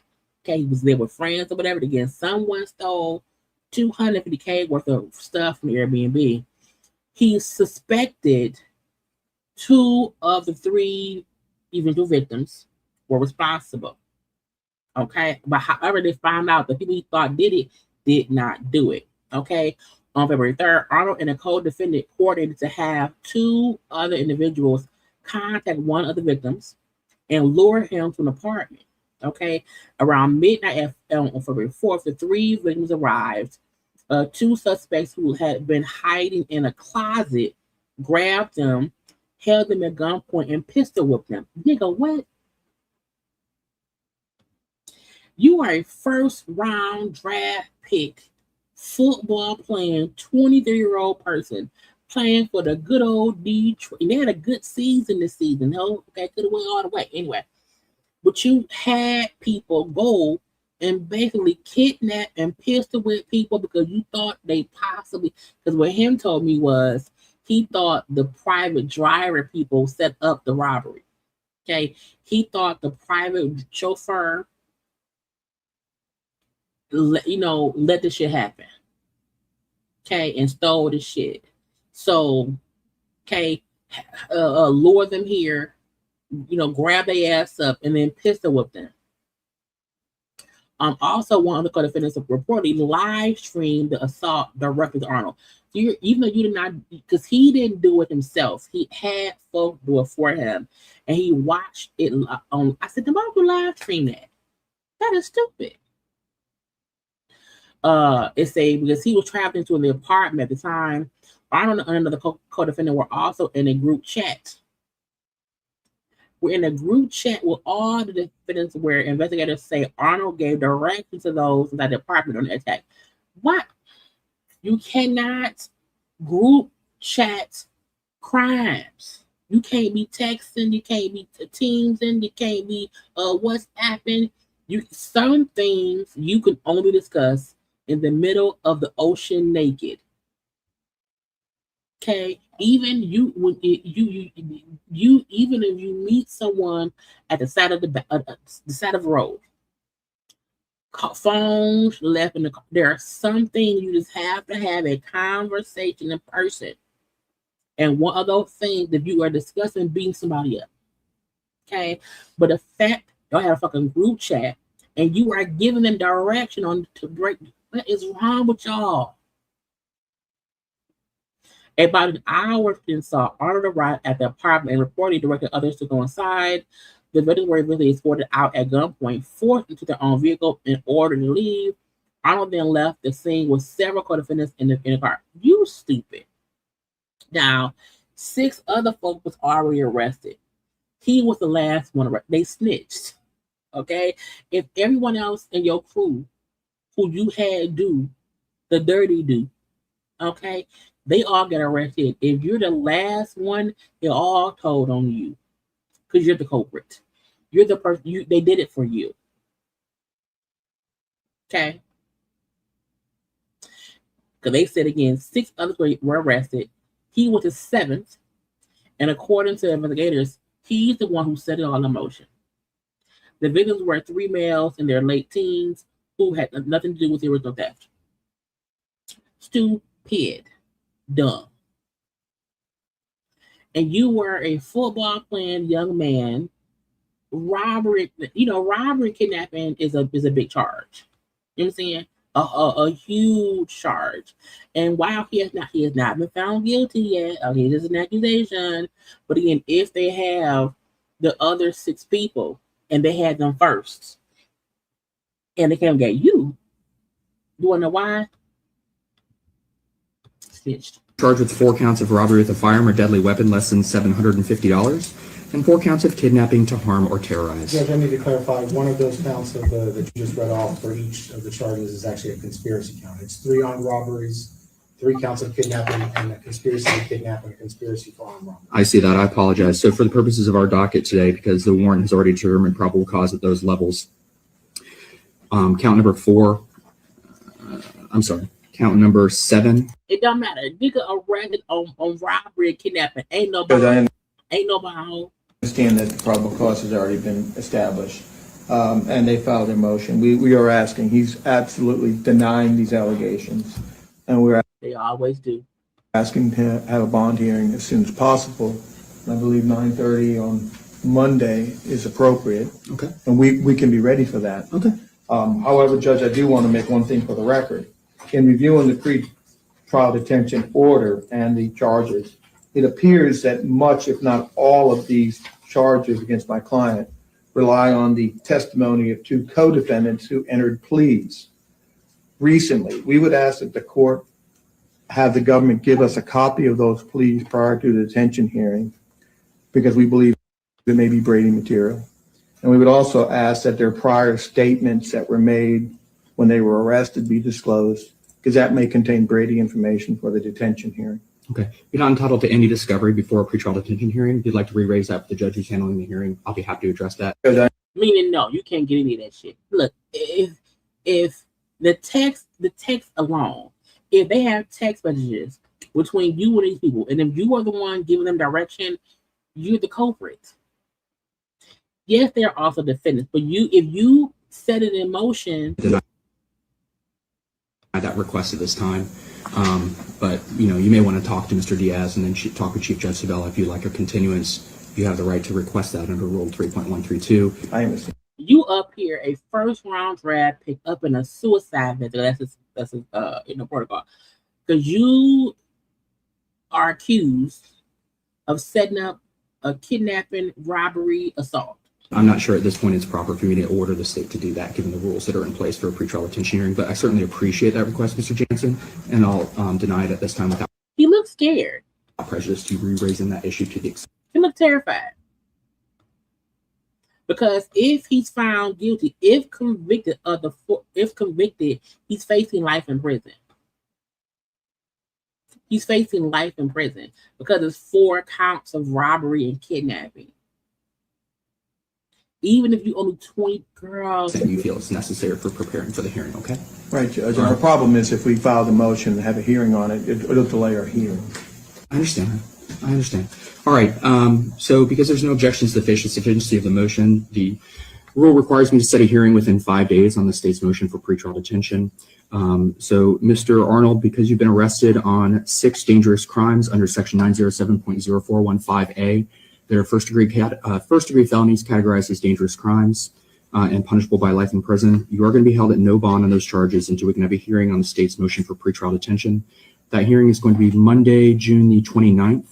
I deny that request at this time at 9:30 in the morning in courtroom 1 in front of Chief Judge Sabella. If the parties have any issues before then, including tomorrow, you can raise them with my office. I'll coordinate with Chief Judge Sabella, and I'll be happy to address them in any way that I can. Okay. Thank you, Ron. Thank you. Be careful because this is my thing. We all can make a dumb mistake, a dumb decision in our 20s. I made plenty of dumb decisions in my life. Okay. Luckily, none of them landed me in a judge saying I will get life. Okay. Thank God. However, I feel like also you need someone, once you make it, you need a common sense friends around you constantly who be like, you know what, don't do that. Nah, that's real dumb. That's real stupid. Don't do that. When you surround yourself with people who just co-sign the dumb shit you want to do, it puts you down a deeper hole to this foolishness. Why did no one say, hey, let's not do this? Even if he wasn't the orchestrator of it, even him participating in, setting somebody up to get beat up and all this shit is stupid.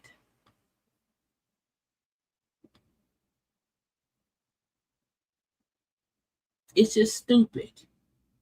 It's dumb. This was you, okay? Now you round. Mr. Arnold denied that request of this. Now you round here with a mug shot, okay? A full-fledged mug shot, and you're facing life. Even if the other defendants set you up to be the fall guy, you even participating at all. The moment someone say, "I think I'm a beat," you know what I'm gonna do? That money missing, man. Somebody took your money. Cool. Let's beat them up. Yeah, let's set them up, nigga. No. Take me out the group chat. It's a no for me. I would not even be involved in the conversation of that. And the moment I hear that's how you want to handle things, you can no longer be around me. But niggas is young and dumb. Okay, this is stupid ass shit. Okay. Speaking of stupid ass shit, why is Ray J and why don't Ray J have a bad heart? So now Ray J and Orlando Brown are going to have a fight on Zeus. Saturday, August 15th. Now,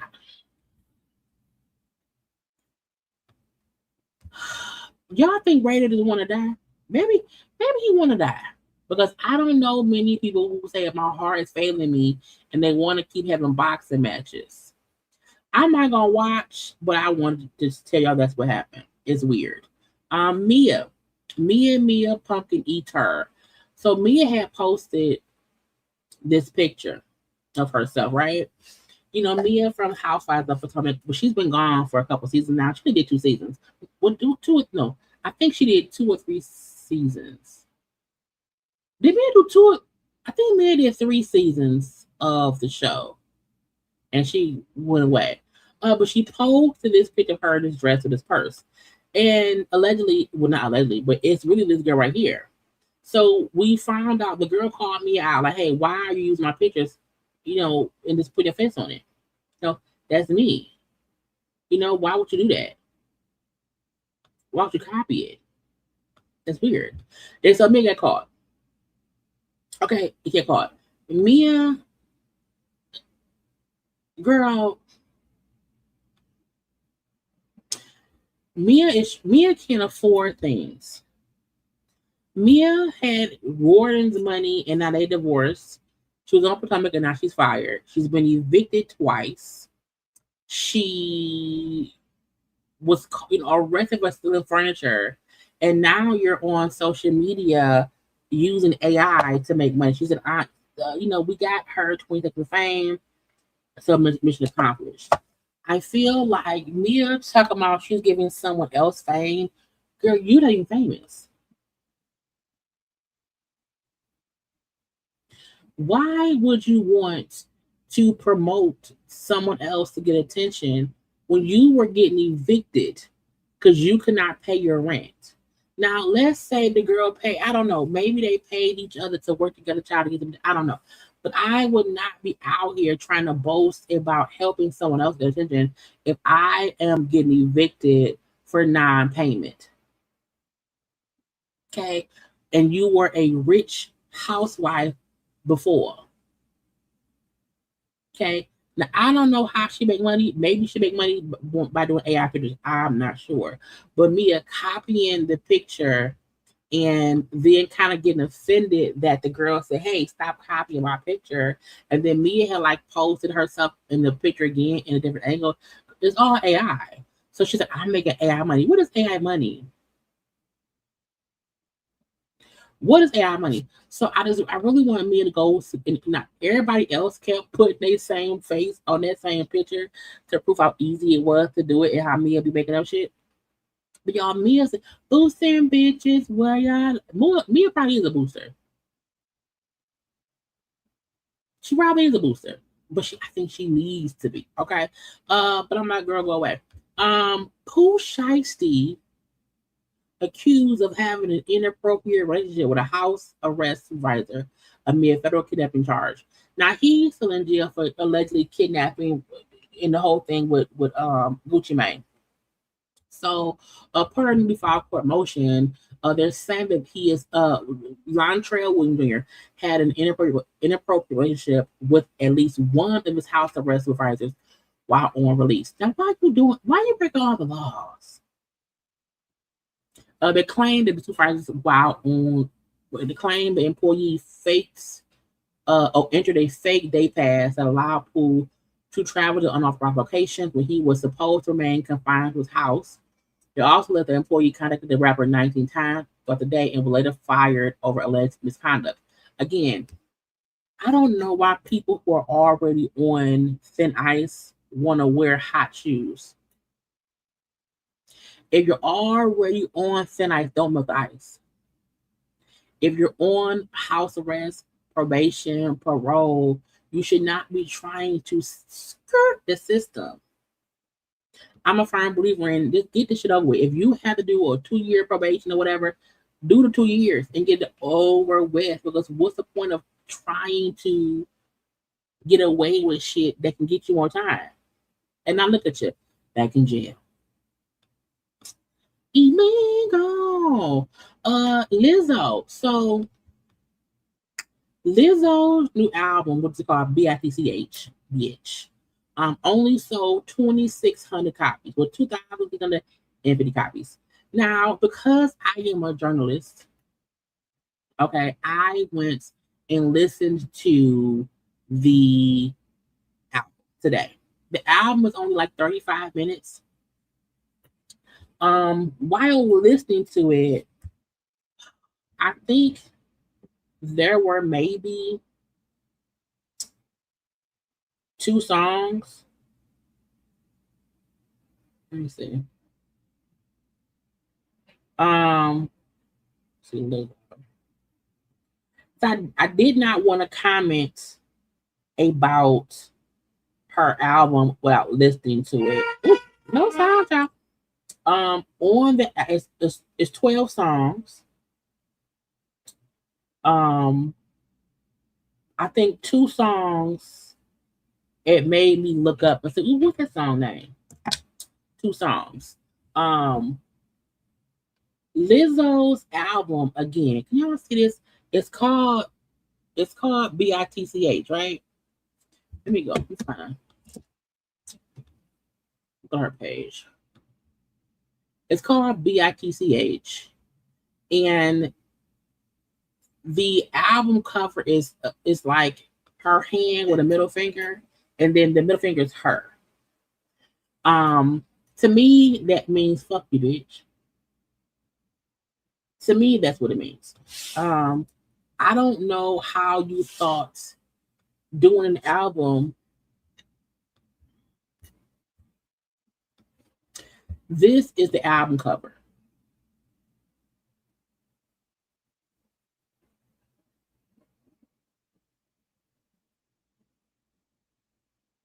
That's the album cover.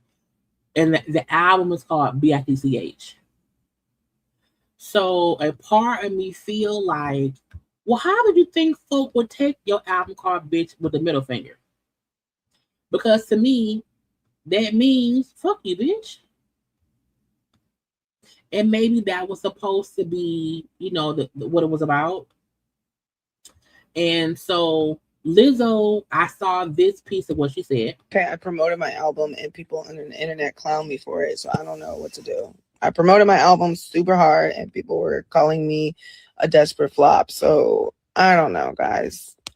Okay, I promoted my album and again, she said here, y'all, this is very, very misleading information. This was not a response to my album. It was a video responding to a fan who was said about me recording new music. Please don't do better than feed into that narratives. So even if this is not about how many albums was sold, Lizzo has been on a press junket where she has been asked about album sales. She's been asked about her promotional, the way her album was promoted. She's been asked all these things because she felt like with this album, she did not get as much support as she would have liked. Okay, and I fully get that. However, I think I follow Lizzo on social media. I believe I do. And again, when I went and listened to the album, and I really listened, I don't know what the inspiration was. It's different genres. The first song made me sad, and not in a good way, like a confused sad. I'm like, I would never want to just listen to this song again. It sounds like I might want to leave the world. Okay. And it's a weird thing that I don't think Lizzo realizes, that Lizzo for a couple, like let's say like 2 years, was very popular. Very popular. And a lot of people loved her music. It was her radio, child, the malls, and everywhere. But I also feel like eventually she lost her own plot. And once she lost her own plot, her fans lost the plot. Then the lawsuit shit happened, and it made some folks feel some kind of way. Then Lizzo wasn't doing shit. Lizzo went away for a while to decompress, to restructure, to do whatever it was she needed to do. She came back, she lost weight and all this stuff, but I still feel like there was no plot and plan to what was going on. And so I think she thought, I'm Lizzo, I'm already popular, I already have fans, I'm a radio darling, and I will always have the same support. And that just didn't happen. And then the songs she put out were like, in my opinion, it didn't match.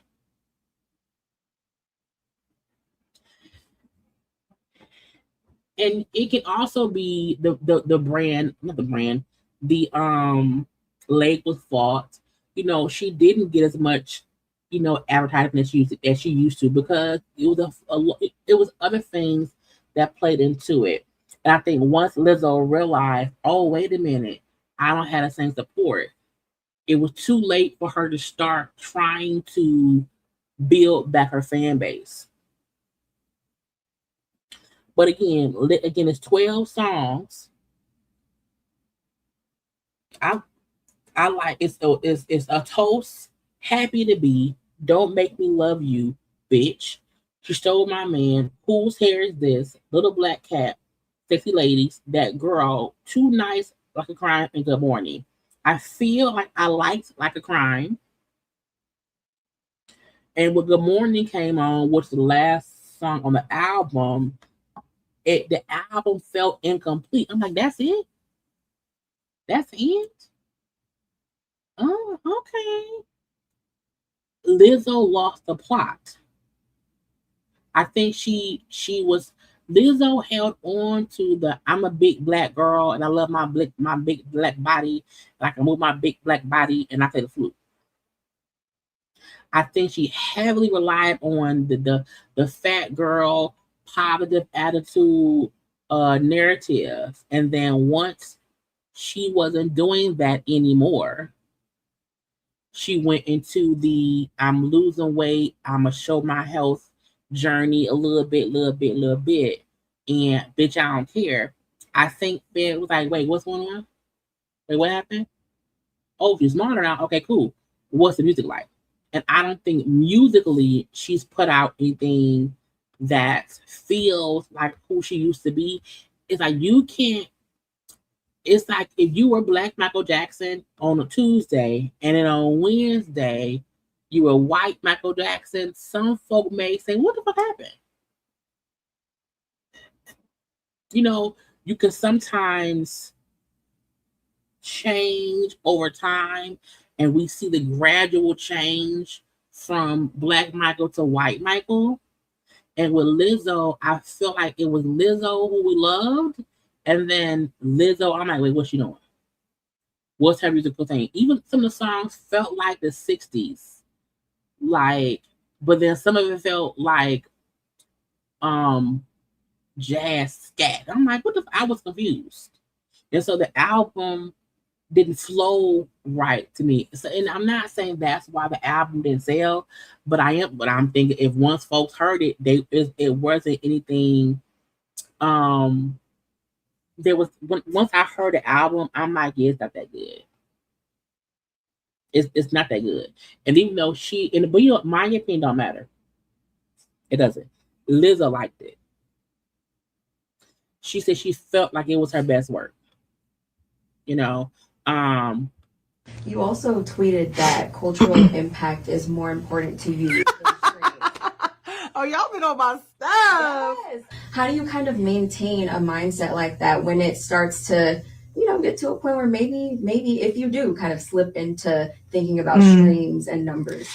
I ruffled a lot of feathers and I knew I would. I'm such a world-class rage baiter when I said that, cultural impact over streams.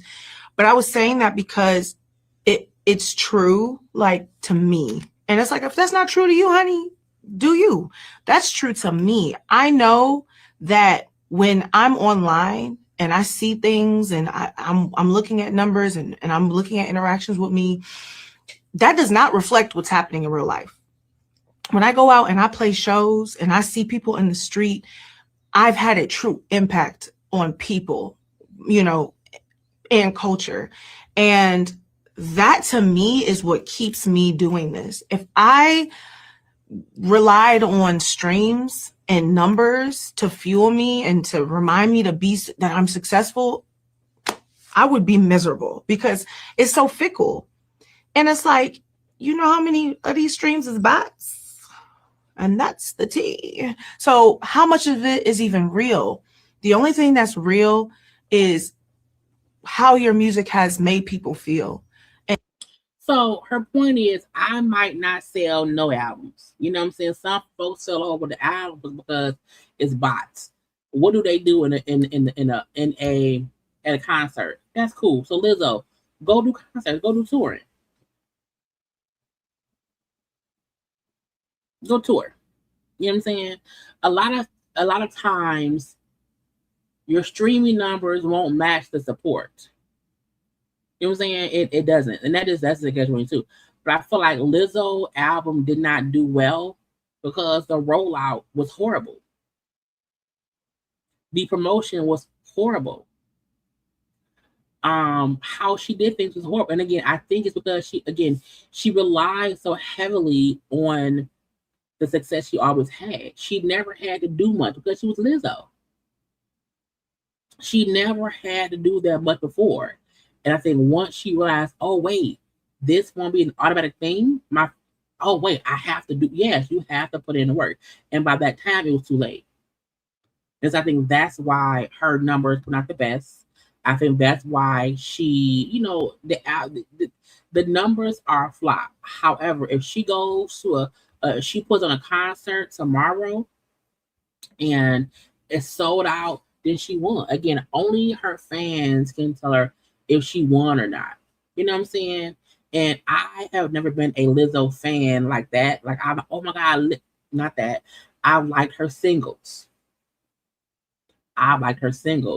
So it's good that she recognizes that, hey, the streaming numbers is whatever they are. But again, in person, in real life, at my concerts, I make money. Cool, girl, book a tour. But there also is a Lizzo decline because of production, because of promotion. And the album Bitch that I listen to freely on Tidal, it wasn't that good. It really wasn't. And you can kind of tell, like, some of the songs are about specific things. Like, it was a friend who, like, betrayed her and sung on about that, okay? The girl who said Lizzo took her man is sung about that, okay? There are songs that are about particular things, and I can tell that's what it was, but the album don't feel cohesive. It feel like over the past year, she just pulled stuff that happened and made a song about it, but it was no cohesion. And I'm like, could that be why the label did not put forth a lot behind it because they didn't believe in the album? So there's a decline in Lizzo as far as her streaming and maybe a little bit of her popularity with the masses. But again, your fan base. And I wonder what her fans, true blue Lizzo fans, feel about that album. Because I'm like, but I didn't like it. Oh, Marsau Scott arrested. I said, girl, what should you do? Okay, 11 year-old Marsau Scott was arrested in Alabama over the weekend per jail records. A record showed that Scott, 46 years old, was booked on Sunday at today at 7:31 a.m. Okay, he was released that morning at 9:58 a.m. The booking list charges of third-degree simple assault, harassment, and an alias writ arrest misdemeanor. The records also reflect a $6,000 bond with the alias writ arrest charge, while the simple assault and harassment charges list a zero bonds. Authorities have not publicly released the details. Okay, so no one knows what happened. I don't know what happened. It's everybody in Huntsville has been arrested. Okay, everyone has some kind of arrest thing going on. Go sit down. Now, at one point, I know the Scott kept on, so we've never been arrested. Now y'all have. Even if the arrest is a simple whatever, what happened? Okay. Now, I did not even think to go to either they paid us. Because I'm like, Tisha, girl, what happened? What he do? What happened? Let me see. Marsau. How's his name spelled?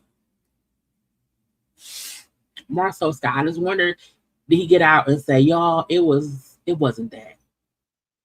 It wasn't that.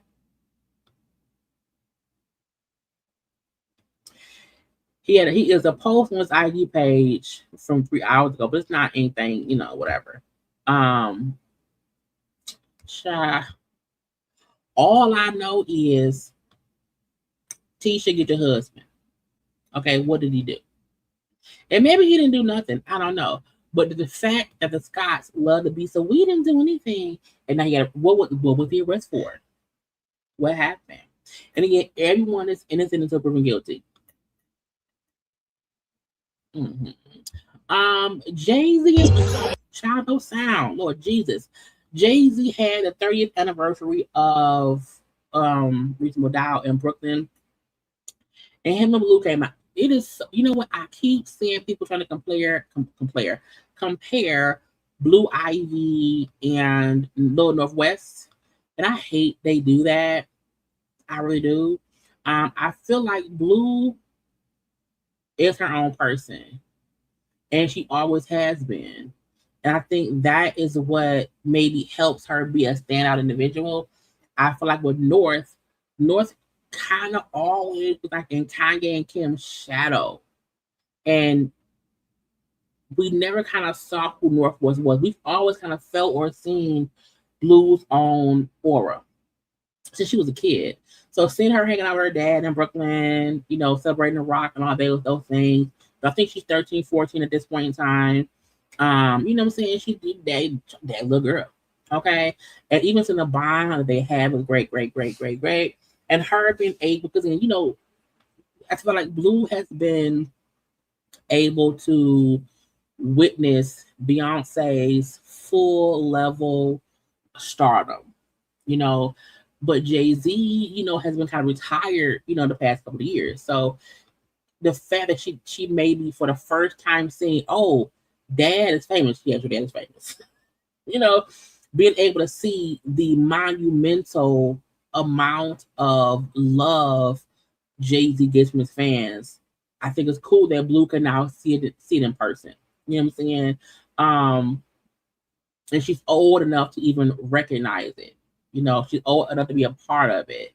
And we don't feel like, oh, Jay-Z and Beyonce brought the kids around. It's like, no, Blue Ivy is Blue. She's her own person. And it doesn't feel like she's just their kid. And she's just there because she's a kid.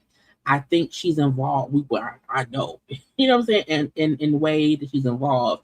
And sometimes when I see people trying to compare Blue Ivy and North, it aggravates me because I'm like, they're two different individuals for one, and I still feel like North does not know who she is. I think that's what I've noticed the most between her and Blue, where I feel like Blue has come into her own. Blue is able to recognize who she is, who her parents are, but she's still her own self with her own, she's her own kid. You know what I'm saying? She has her own friend. Like seeing her out and about with friends and whatnot, it's cute. It's cute to see her live a life. You know, Jay-Z again with the 30th anniversary event. They were down in the subway. Okay, it was a whole thing. And it's cool to see all this happening so much later. And you know, it's congrats and success. Okay, I don't know. But I like the fact that Blue is so involved in it, but in her own way. Now, I also going to say, oh yeah, not when it's talented. Blue has affected mom. North does not. Also, North is doing everything to be there for her mom and dad. You know, North, when I see her out and about, North is a character. You know, I feel when I see people, you know, and that you know, that costumey stuff or whatever, I always feel like, you know, it's like it's a character.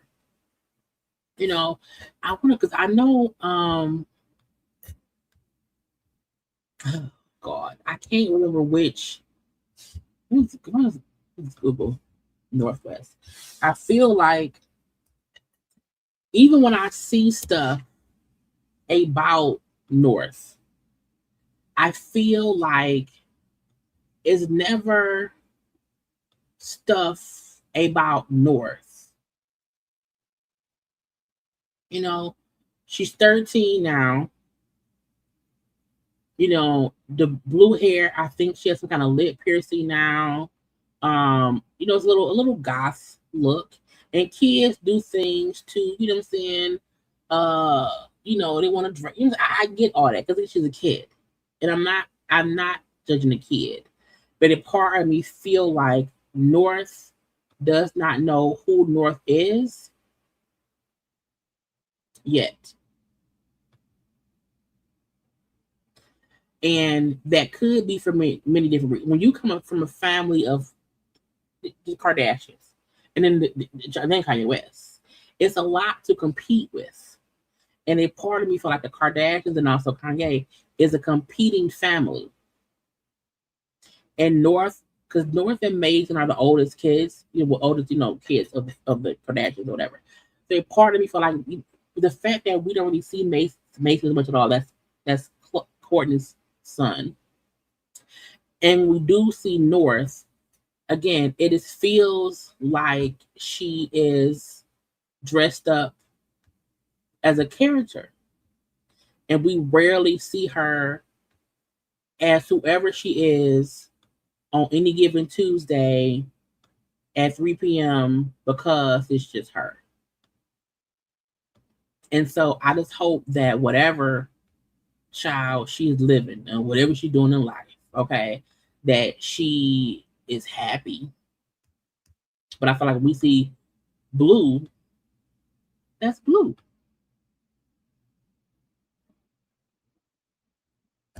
Even when we see Blue on stage when she performed with her mom or whatever, you know, that's her and her element. You know what I'm saying? I wish the same for North, that she finds comfort in whatever she wants to be, and whatever. Okay. Anyway,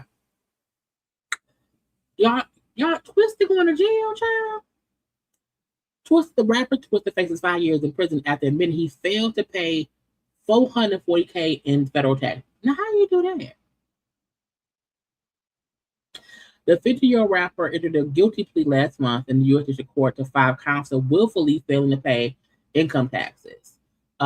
He failed to pay between 2019 and 2023 by earning money from live performances, streaming, royalties, album sales, and music licensing. They alleged that both the IRS and his accountant repeatedly warned him, "Hey, you got taxes. Okay, the only thing like you can avoid is death and taxes." Okay. He ignored the warnings. Ignored. He had outstanding imbalances and everything. Twisted entered into agreements with third-party companies to receive advances on future royalty payments. Prosecutors alleged the arrangement was designed in a way that prevented the IRS from accessing those funds to satisfy tax. You breaking all the laws? He kept making luxury purchases like during the time, bought 4 high-end cars rather than using money to pay taxes. Look, we all hate taxes. We all hate paying taxes. Okay? And I feel like you can't avoid it. You can't avoid it because they're gonna come for you. Eventually, they're gonna come and say, "Hey, you owe us some money. We want it. Where is it? We want it now. Today. Immediately. Stop playing." It's not worth going to jail for taxes. If you have the money, pay. Okay? If you have the money, pay it. Please do not be out here avoiding paying taxes that you go to jail for. Okay, that's just stupid. That's just dumb. He faces up to 5 years. He'll be sentenced on October 22nd. A lot of other, like I think Wesley Snipes went to prison for that. Is that what not Irv Gotti? Maybe no, Fat Joe went to jail for that. A lot of black folks and some white people too. But I'm just like, I don't want to go to IRS. This is a payment plan. If you don't have a full $440,000, get on a little payment plan. But the problem is you can't avoid it for years. They're gonna catch you. Okay. Chris and Usher started their tour together. Challenge. Are y'all going to see Usher and Chris Brown? Usher and his fur coat. Yeah, pimp.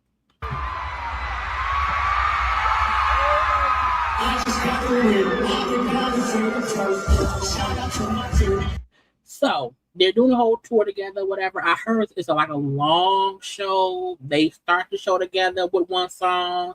They then do their separate songs in between, and they come together for a song together at the end as well, which is great. I heard someone said like a 4 or 5 hour. Girl, 4 or 5 hours. 4 or 5 hours. I haven't heard any negative thing. I think it's only been 1 or 2 shows so far.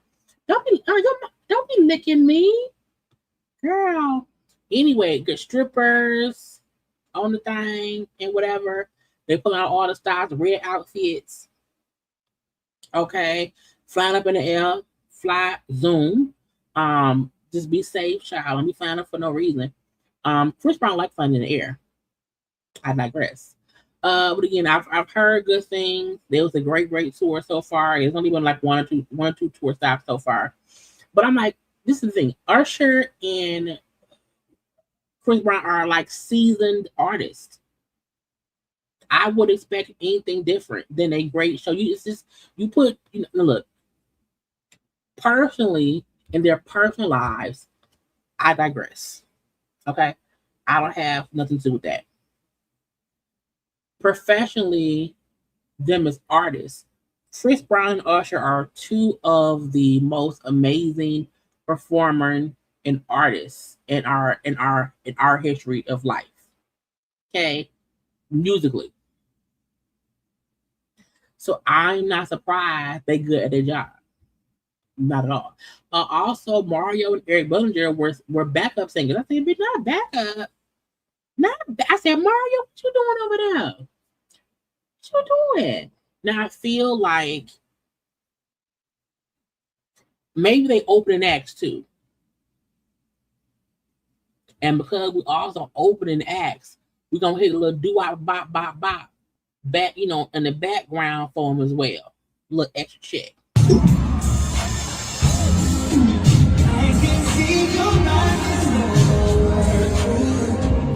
So I mean, I'm surprised but not surprised. I'm surprised but not surprised. Okay, I don't know. Okay, I do believe Chris is friendly and friendly with men. So I feel like, it's gonna do this. But again, I've heard good things about the Chris Brown and Usher tour. Let them do their thing, child. I am tired.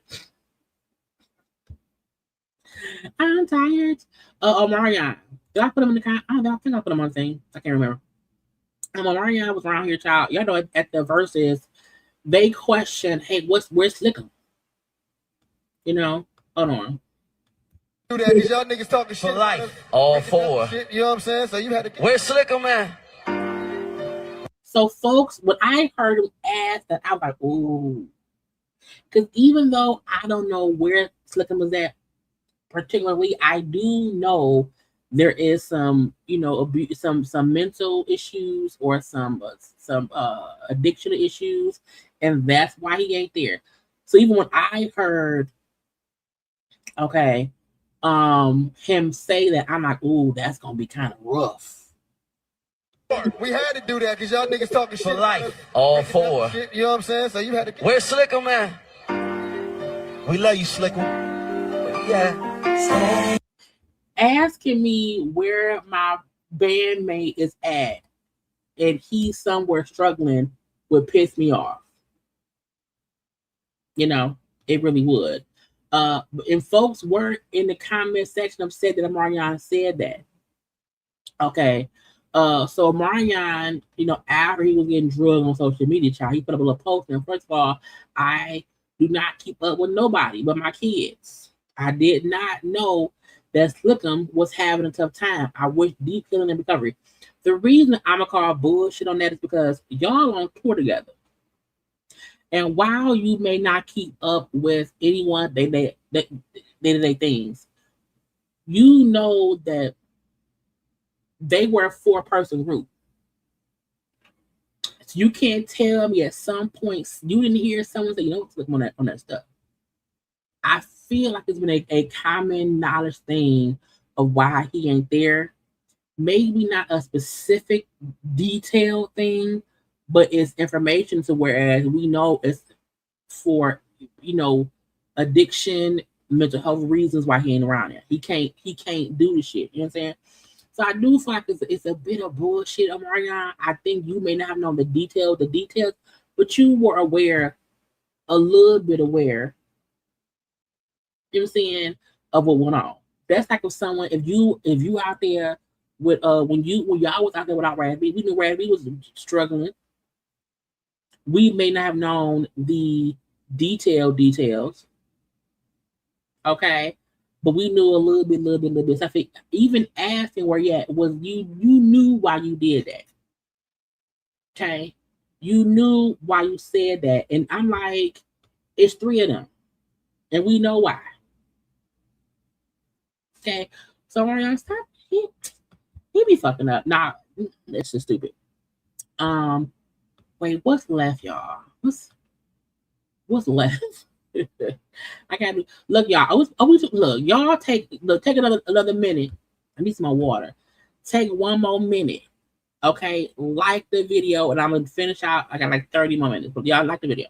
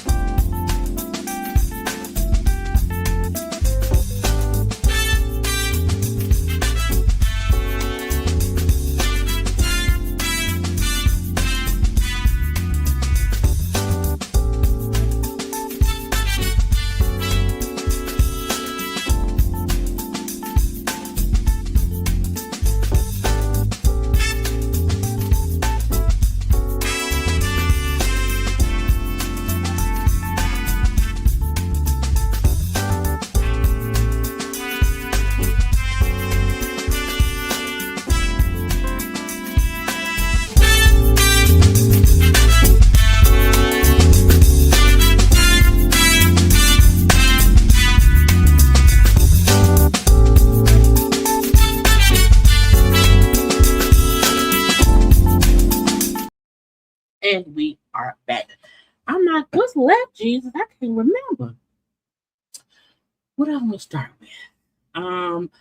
Let's do Joseline Hernandez. So y'all remember when Joseline and Lenny Lamel from Zeus was beefing? And Joseline went on social media and was like, he killing people, he kidnapping babies, he keep my money. Okay. He's doing all these things, and I can't believe in the bloppy blue. Okay. How? They on right now. No. The BET Awards I will cover tomorrow. I will not cover today. Okay. Y'all know I don't cover stuff same day. So no. Okay. They'll be covered tomorrow. So anything when I'm on live, anything going on, I don't know. And it'll be covered later. But the BET Awards, I did mention in the beginning. The BET Awards stuff I'll do tomorrow. Which is why I'm gonna be done in about 15, 20 minutes because they're finna be on. Anyway, so the BET Awards recap will be up tomorrow morning. Probably like 9 in the morning. It won't be live, it'll be a pre-recorded video that'll be up tomorrow. Back to Joseline. See, Joseline was accusing Lemmy of all the illegal things. Okay, he's sleeping with all the women. He is beating up the girlfriends and stuff. And so Lemmy and Joseline sat down. She basically said, "I'm sorry. This is not a forced conversation. We didn't coerce each other to have this discussion. Nobody paid each other. She didn't pay me. I didn't pay her for this. This is for us to really just express ourselves and our feelings and really tell the truth. Now, my character, my integrity is everything for me. You know, just like I know it is for you. When I heard some of the things that you said on social media, it did break my heart. You have, you know, a powerful voice. You did say a lot, but I'm not gonna get into everything. But you know, for me, just saying the whole, you know, Diddy Jr. comparison, just implying any type of criminal or abusive conduct was like, that was very hurtful because that's accusing someone of being a Diddy is a lie. Because Diddy is a lie. Not me. That's not who I am. And I'm me. I'm Lemmy. And so when somebody compares me to somebody in that way, I do take offense to it. Just the, you know, trafficking women. That's not me. That's not who I am. Accused of sex trafficking. That's not what I do. I've never done. This is not a forced. Truly, I am very disappointed at myself for going about it that way. And I truly regret from the bottom of my heart everything that happened. Anything that I said and went online to say. Like, I really, truly regret that. And it was wrong. I'm very disappointed in myself, and I regret that from the bottom of my heart because some of the things I said was wrong. Everything I said was wrong. I should have never went about it like that. I should have never went online. I should have never did any of that stuff. And I should have really try to go about it another way. Speak to you, talk to you, and not even let my emotions take me to that place. The regret that I have is not, I can't even start to talk about it. Really, and I am sorry, like I told you already. You know, I apologized the other day, twice already, when I seen you back to back. Yeah. You know, I respect you, I respect your family, and I feel horrible about some of the things that I said, and I still do. That's why I want it to happen, and I want to apologize to you and tell you how truly sorry I am. And this will never happen again, no matter what. I just feel horrible. I feel horrible, and I'm just like, damn, like, when I see you, maybe that's why my heart was like, you need to go talk to him. Thank you so much for that. And I feel like it's a catch-22. You know, to me, Joseline, we've seen her do this before. When she fell out with Mona, at with VH1 and all those things. She would say things about Mona. And then when she fell out with Lemmy, I felt like she said the worst things she could think of, even if some things are true. Let's say one or two things that she accused him of are true. I don't know which ones or whatever. The reason she did it was because she wanted her contract. She had a contract with Zeus. And when you have a contract to do content for one entity, you can't be contracted to be a Twitter person. And then you go to TikTok and you make TikTok a thing. That's against the rules. You can't brand yourself with one brand and then try to create something new elsewhere while on a contract to do the same thing. So she was trying to make her own Zeus while still being paid by Zeus to have things on Zeus. And you can't do that. And I think once Lemmy them said, we're going to stop paying you. We're going to stop paying you because you are not doing what you're supposed to do. And I think that pissed her off because she thought I could do what I wanted to do. And I think she said some things that were not true out of anger. I think she said some things that were lies out of anger. And then once she realized that ain't going to fix it, they not going to pay me, I have to say sorry. Like, she didn't just say, oh, he's a cheater, he cheats on his girlfriend. She accused that man of committing crimes, of killing people, of dead bodies being in the office. That's a lot to accuse someone of for if it's not true. If it's not true. So she apologized.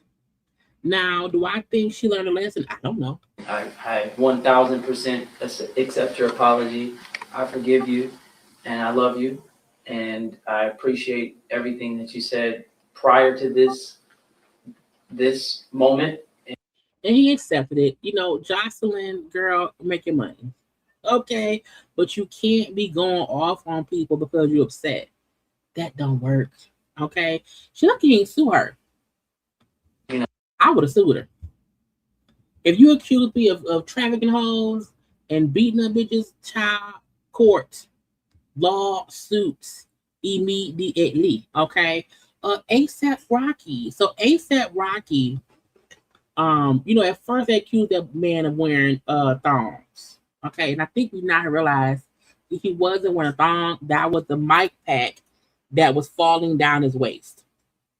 Okay, so he's wearing a thong. Okay, then he was in concert, at an ASAP concert.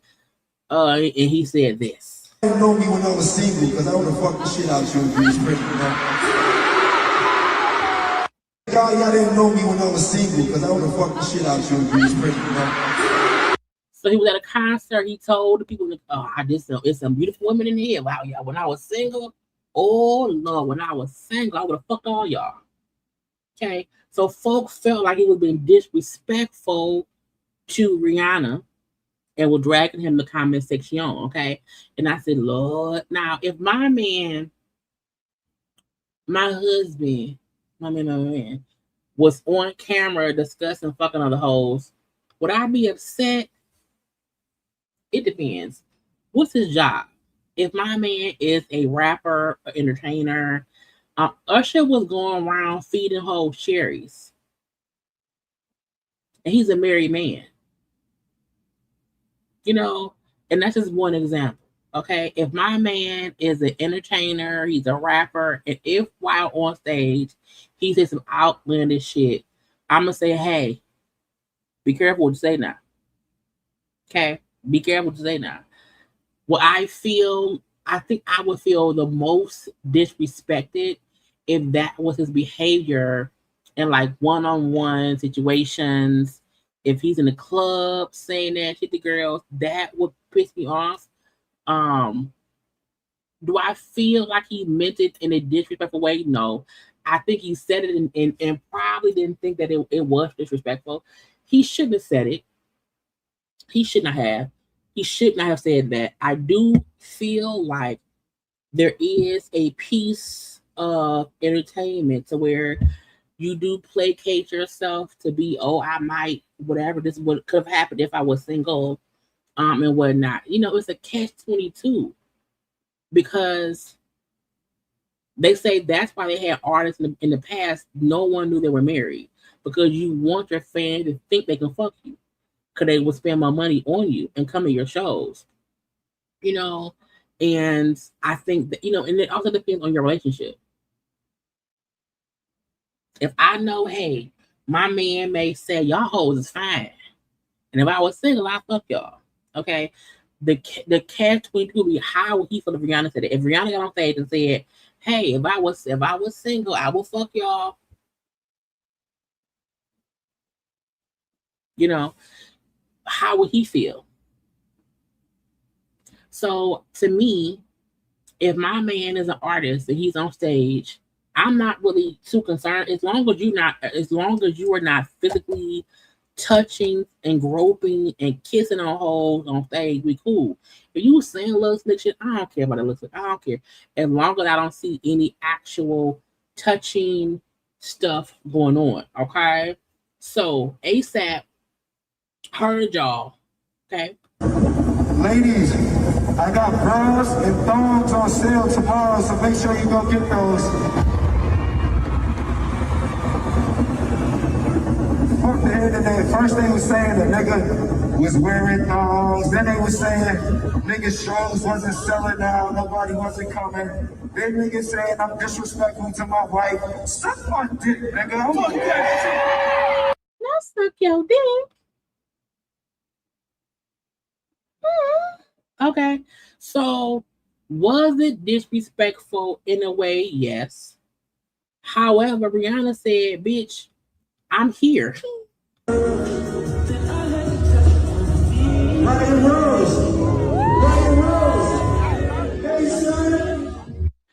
So while he performing, saying whatever, his wife, because he says his wife, is in the crowd.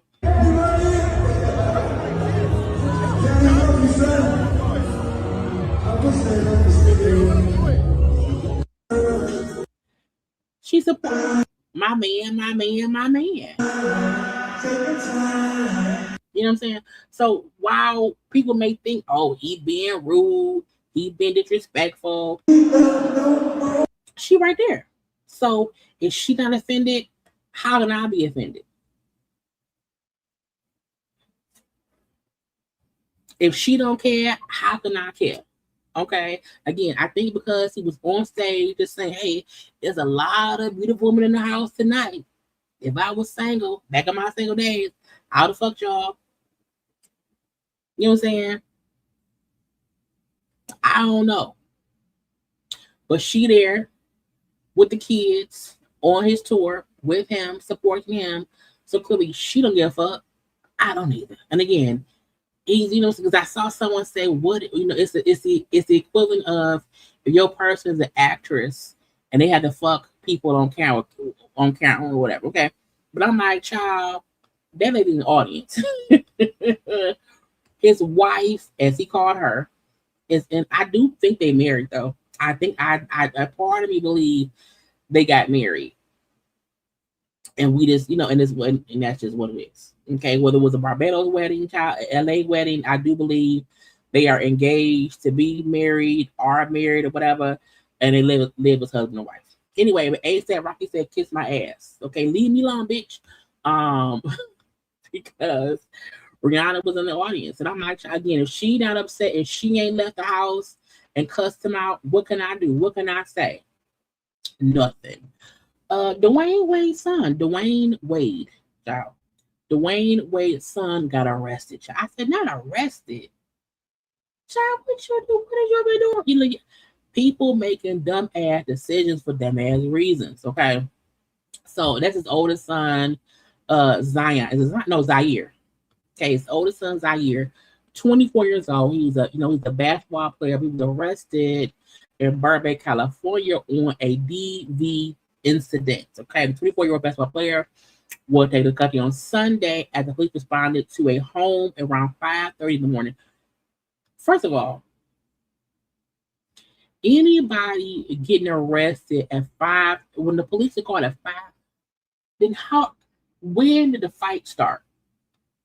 Okay, because then the police was called to the house at 5 in the morning after that one call about a woman screaming. Police got there. They found Zaire and a woman who had lacerations on her face and body. Okay, EMS evaluated the woman, but she was not taken to the hospital. Okay, he was booked on suspicion of felony DV, criminal threats, and false imprisonments. An emergency protective order was also issued, meaning he can't. The girl who was there, he can't be around her. Okay, emergency PPO around here. Burbank police said, DV, criminal threats, false imprisonment, and a Burbank police arrest law states he was arrested in connection with DV, criminal threats, false imprisonment, attempted murder.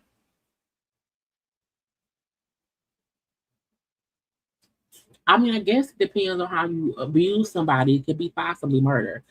He posted a 50K bond and was released that day. And the case has to be, reviewed by the LA County District Office. So he has not been convicted of anything. He was just arrested for it. No, his son.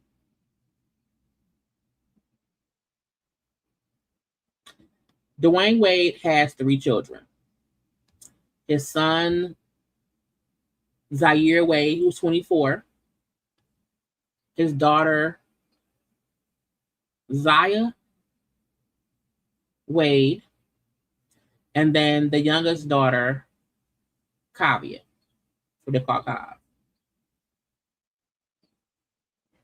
So he has 3 children. This is his son.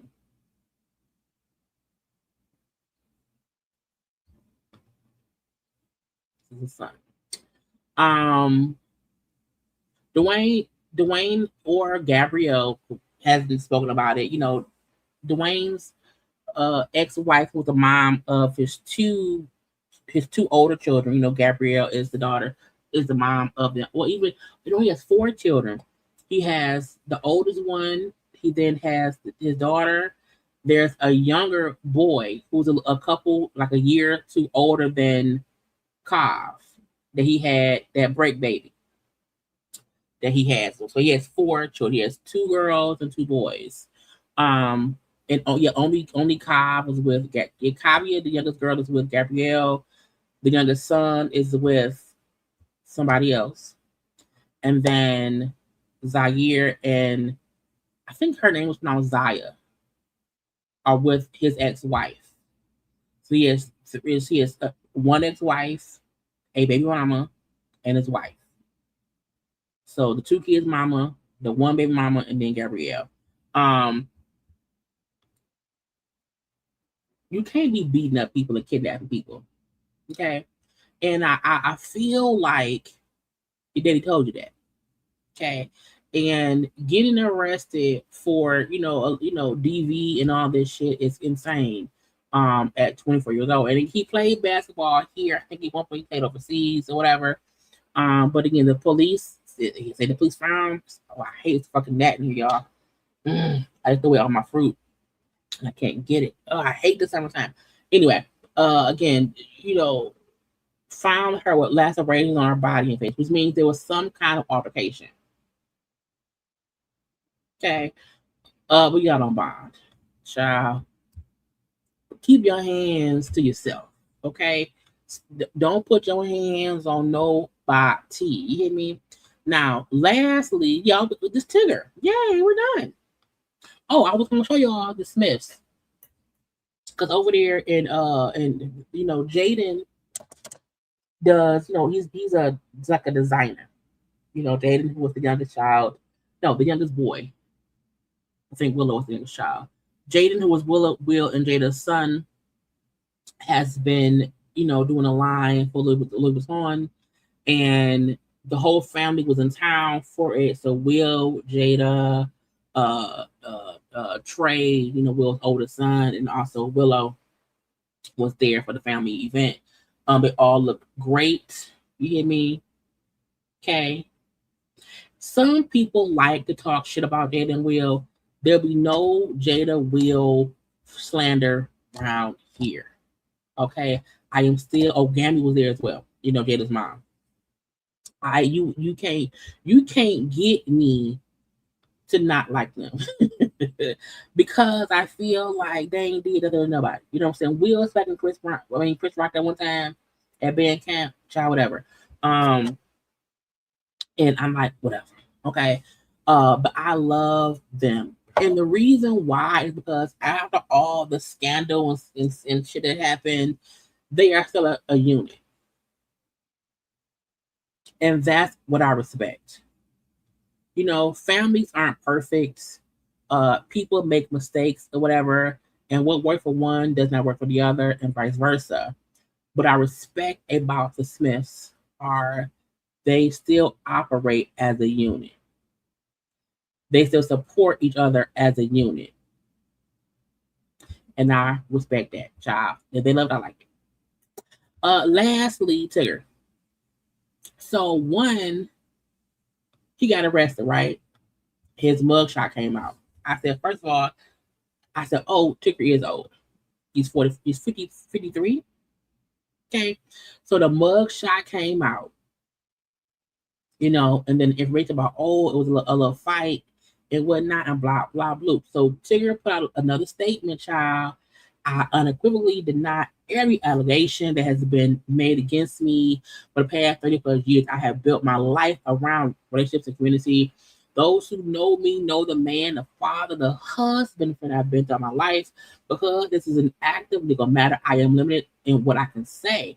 What I can say is I have complete confidence in the facts and in the legal process. I will continue to cooperate fully and trust that the truth will come to light.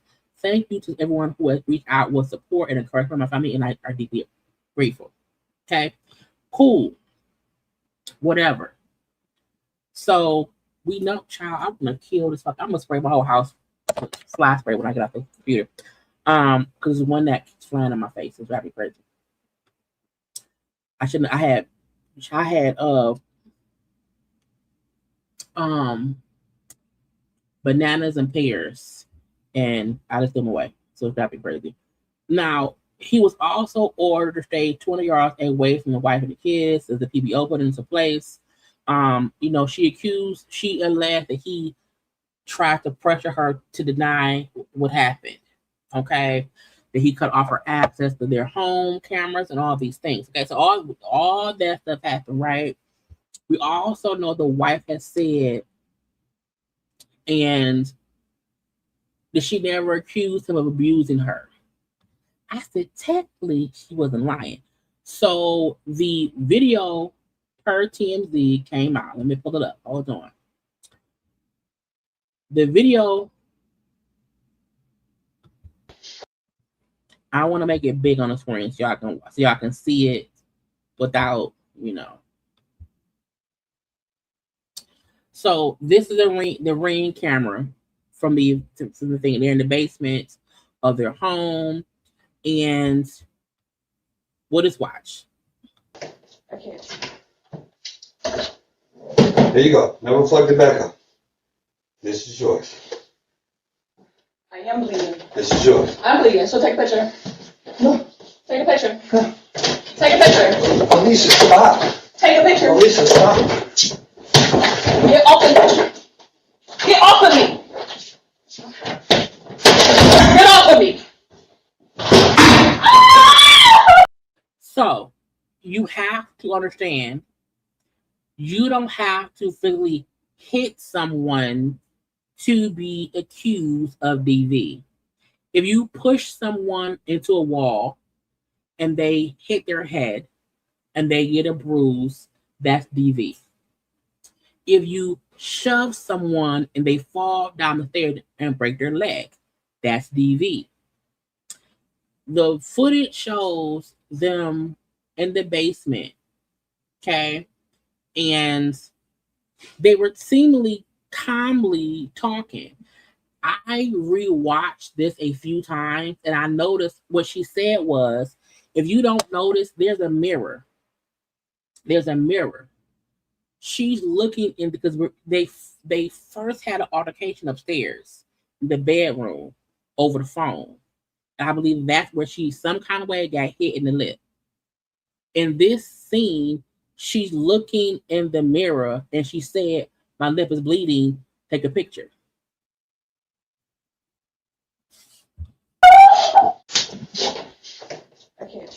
She's looking in the mirror. There you go. Now reflect it back up. This is yours. She's looking at her face in the mirror as he's saying, "Hey, this is yours." Now, clearly, either she taking some shit and he's trying to prevent her. I don't know. But once we fuss and fight and argue, whatever, and you want to take shit, I'm calling the police. I'm not about to fuss and tussle with anybody over stuff. 911. Yeah, the bitch, the crazy bitch over here trying to take my stuff. Come get her. Before I hurt her. Yep, come get her. They were calmly, they weren't even yelling at each other. I am bleeding. This is yours. I'm bleeding. I am bleeding. So take a picture. This is yours. I am bleeding. This is yours. I'm bleeding. So take a picture. They're not near each other. They're not yelling. She's saying, "I am bleeding. Take the picture." Because allegedly, he was recording on his phone the altercation and he stopped recording once they got on the basement. Her saying, "See, I am bleeding," because he allegedly hit her in the mouth some kind of way, a tussle where she was hitting the mouth. They're both calmly whatevering. To me, there was no reason for him to grab her. Take a picture. Take a picture. Alicia, stop. Take a picture. Alicia, stop. Because right now, she ain't done nothing. Right now, she ain't taking nothing. So why grab her? Get off of me. Get off of me. Now you holding me. Now we tough because you won't let me go.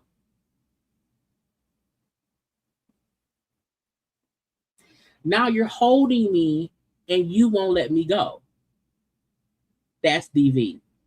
You're restraining me.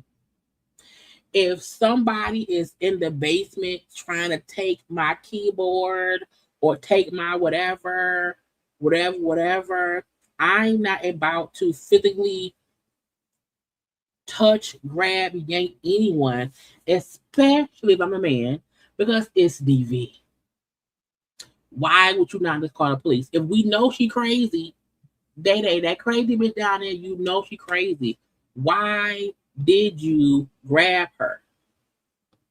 Alicia, stop. Take a picture. Alicia, stop. Get off of me. Get off of me. Get off of me. And because you made the decision to hold me, to physically restrain me, to move me from point A to point B, you knocked me into the glass door. Okay?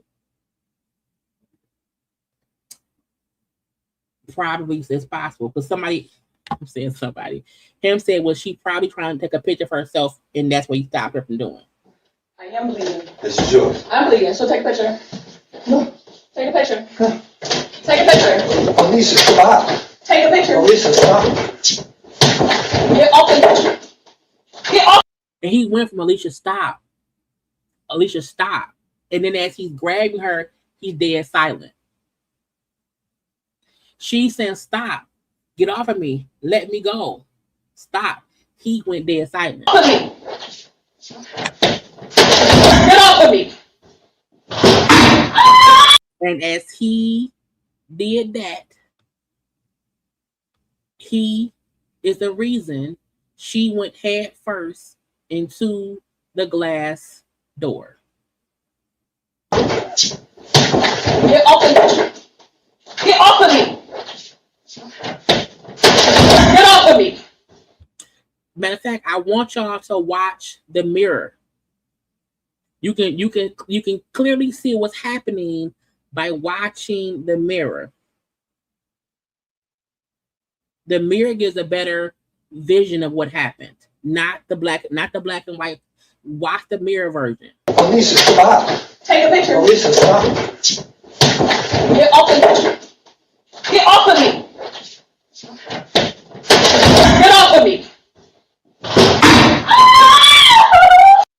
And him holding her, him grabbing her, he did it. I can't. There you go. Now reflect it back up. This is yours. I am bleeding. This is yours. I'm bleeding, so take a picture. Take a picture. Take a picture. Alicia, stop. Take a picture. Alicia, stop. Get off of me. Get off of me. Get off of me.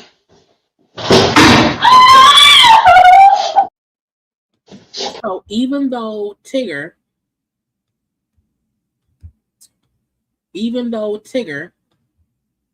tried to tell us that he didn't do it, even though Tigger denied I didn't do anything wrong, I am unequivocally denying all allegations. I didn't do it, Your Honor. It wasn't me, Judge. I unequivocally deny every allegation that's been made against me. You absolutely physically grabbed her. And because you grabbed her and you slunk her around, she went face first into the glass door. Now, we have not seen anything else except this clip.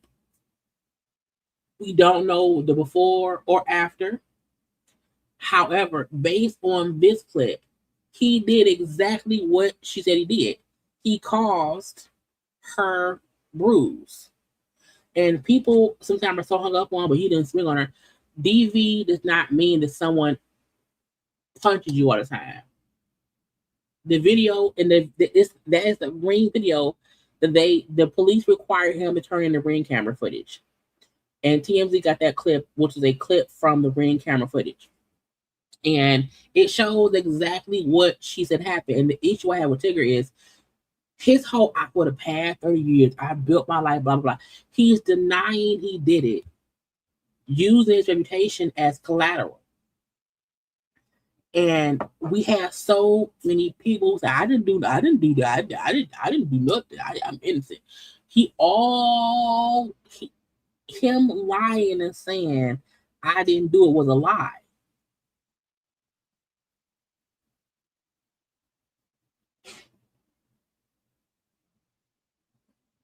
Even if she was grabbing the computer, even if his issue was and we in our house and she's pissed at me and now she wants to take the laptop and I try to stop her taking the laptop. Yeah, but you did not have the ability to, because let's say, for instance, she did that to him. She will be just as guilty as he is. And because I kept saying, I'm like, the part that made me eerily, concerned was some men abuse in silence. Not all people who abuse women are cussing and fussing you out the whole time. And when he went from saying, Alicia, stop, he's talking. And the moment he grabbed her, he got silent. Because some people assert their dominance in different ways. And because they were both quietly or calmly just saying whatever, there wasn't even aggravation in their conversation before he grabbed her. Once she said, I am bleeding, take a picture. And she turned around to do whatever at that desk towards that mirror. And he ran up on her and then grabbed her up. And as she's saying, let me go, get off me, he's not letting her go. He's grabbing her harder. He's not trying to restrain her. He's trying to move her throughout the room. He's asserted dominance over her. And I'm like, why you get quiet? Why do you not keep saying, calm down? Because when people are trying to calm someone down who's acting irrationally, they'll say, wait, calm down. Wait, stop, calm down. Calm down. He's not saying nothing. He's not trying to calm her down. He was physically attacking her. Yes, also moving her around or whatever, but no, it gave me a weird, eerie resemblance of my former life. You know what I'm saying? So some people do stuff in silence. So Tigger going on the radio saying, I unequivocally deny I did anything. I didn't do it. I'm innocent and I'm sorry. I miss me with the bullshit. Had he said, look, it's a family matter that will be handled and bloppy bloop, cool. Fine. My issue is, I'm gonna go his page. My issue is he said, I didn't do nothing, y'all. I'm innocent. Please believe me. I don't want anyone to know anything. Hold on. Atlanta, I'm extremely privileged to be here this morning. Back at work. Over the past several days, there's been significant public discussion and speculation regarding my personal life. I understand this can happen being a public person. I've been doing radio now 32 years and television for 29. I appreciate first and foremost the support and concern that so many people have shown. I want to say categorically, these allegations and accusations that have been circulating about me are false. I can't. There you go. Now reflect it back up. Let's get the close-up version. I am bleeding. This is yours. I'm bleeding, so take a picture. No. Take a picture. Take a picture. Alicia, stop. Take a picture. Alicia, stop. Get off of me. Get off of me. Get off of me. And if you look, right before she hit the door, he tossed her into the door. Stop. Take a picture. Alicia, stop. Get off of me. Get off of me. Get off of me. His actions caused her bruises. But I didn't do it. Untrue, not happening, didn't happen. Additionally,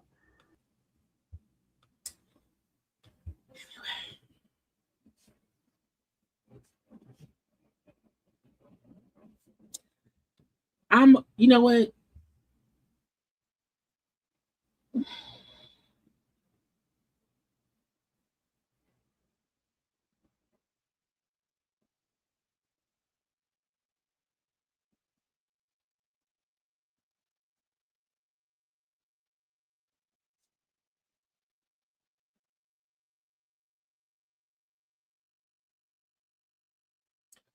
But what does that have to do with Tigger and what he did?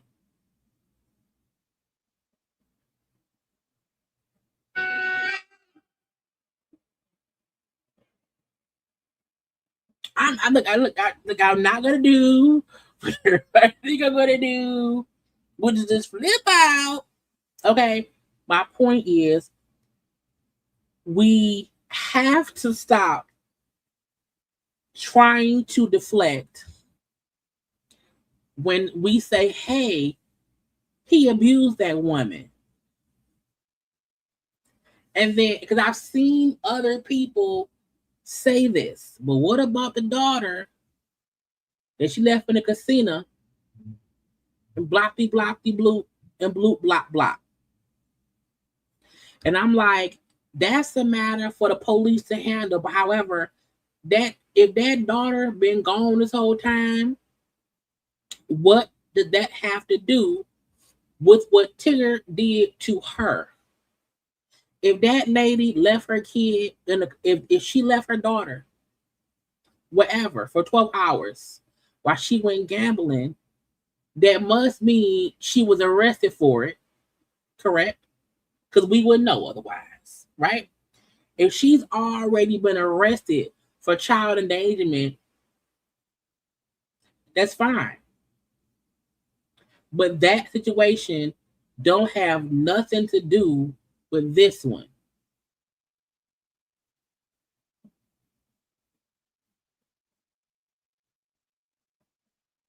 If I get wrongfully fired from my job on Thursday, who I fucked 12 years ago that never had an orgasm, don't matter. The two things ain't got shit to do with each other.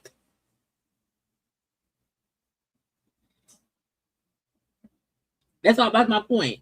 We have to stop trying. Now, if the comment was, but what about the video that we see of her kicking Tigger in the head 30 seconds prior, that connects. Because she just kicked that man in the head.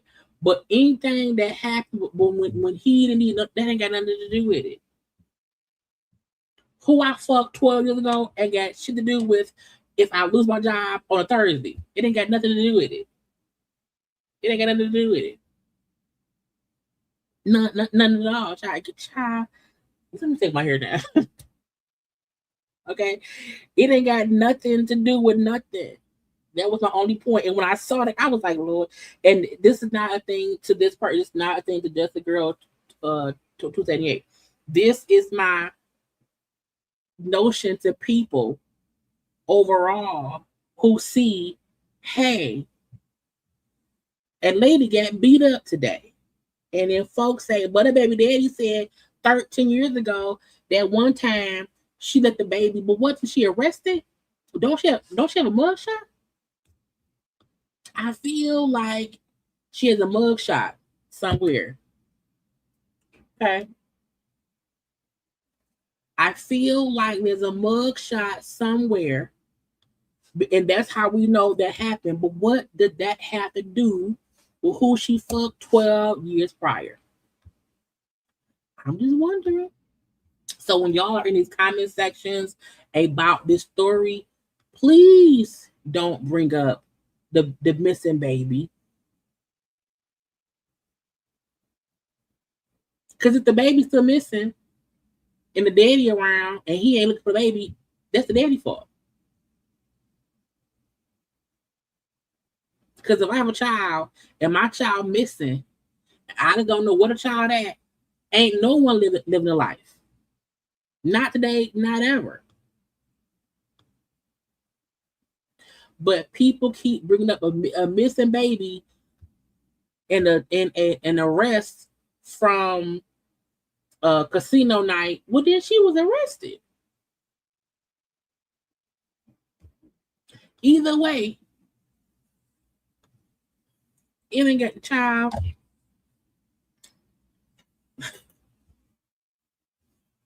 I had to count to 10 because I am tired.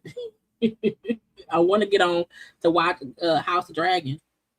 Okay, I need a fruit punch juice and whatnot, but I need people to stop bringing up stuff that has nothing to do with the current situation. And even if people don't trust that lady for her past, cool. Why trust Tigger when you see a video of what happened? Okay, when you see a video of what happened, I don't understand the thought process going from, I know I done see that man throw her into the glass window. But what about that baby? What baby? If the baby been missing this whole time and he still met her, he said fuck that baby too. If you don't trust her, don't trust Tigger. Because if I know the person I'm dating has a missing kid, why would I marry that person?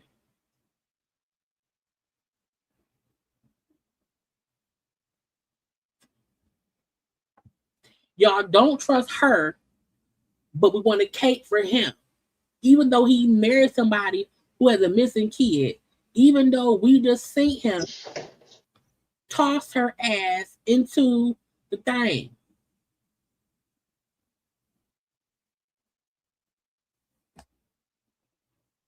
Oh, and he was set up. Who set him up? How? You know what? Nope.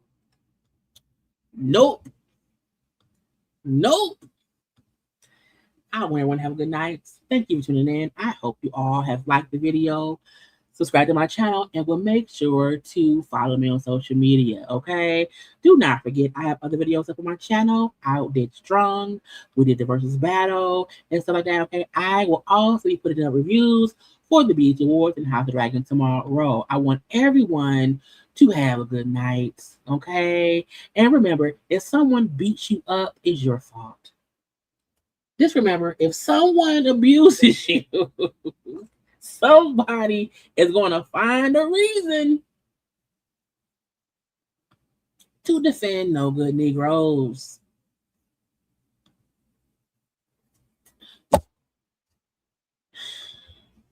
This is directed to everybody and nobody at the same time. Is this camera on me? Yes, it's on. That's stupid. Use your common sense.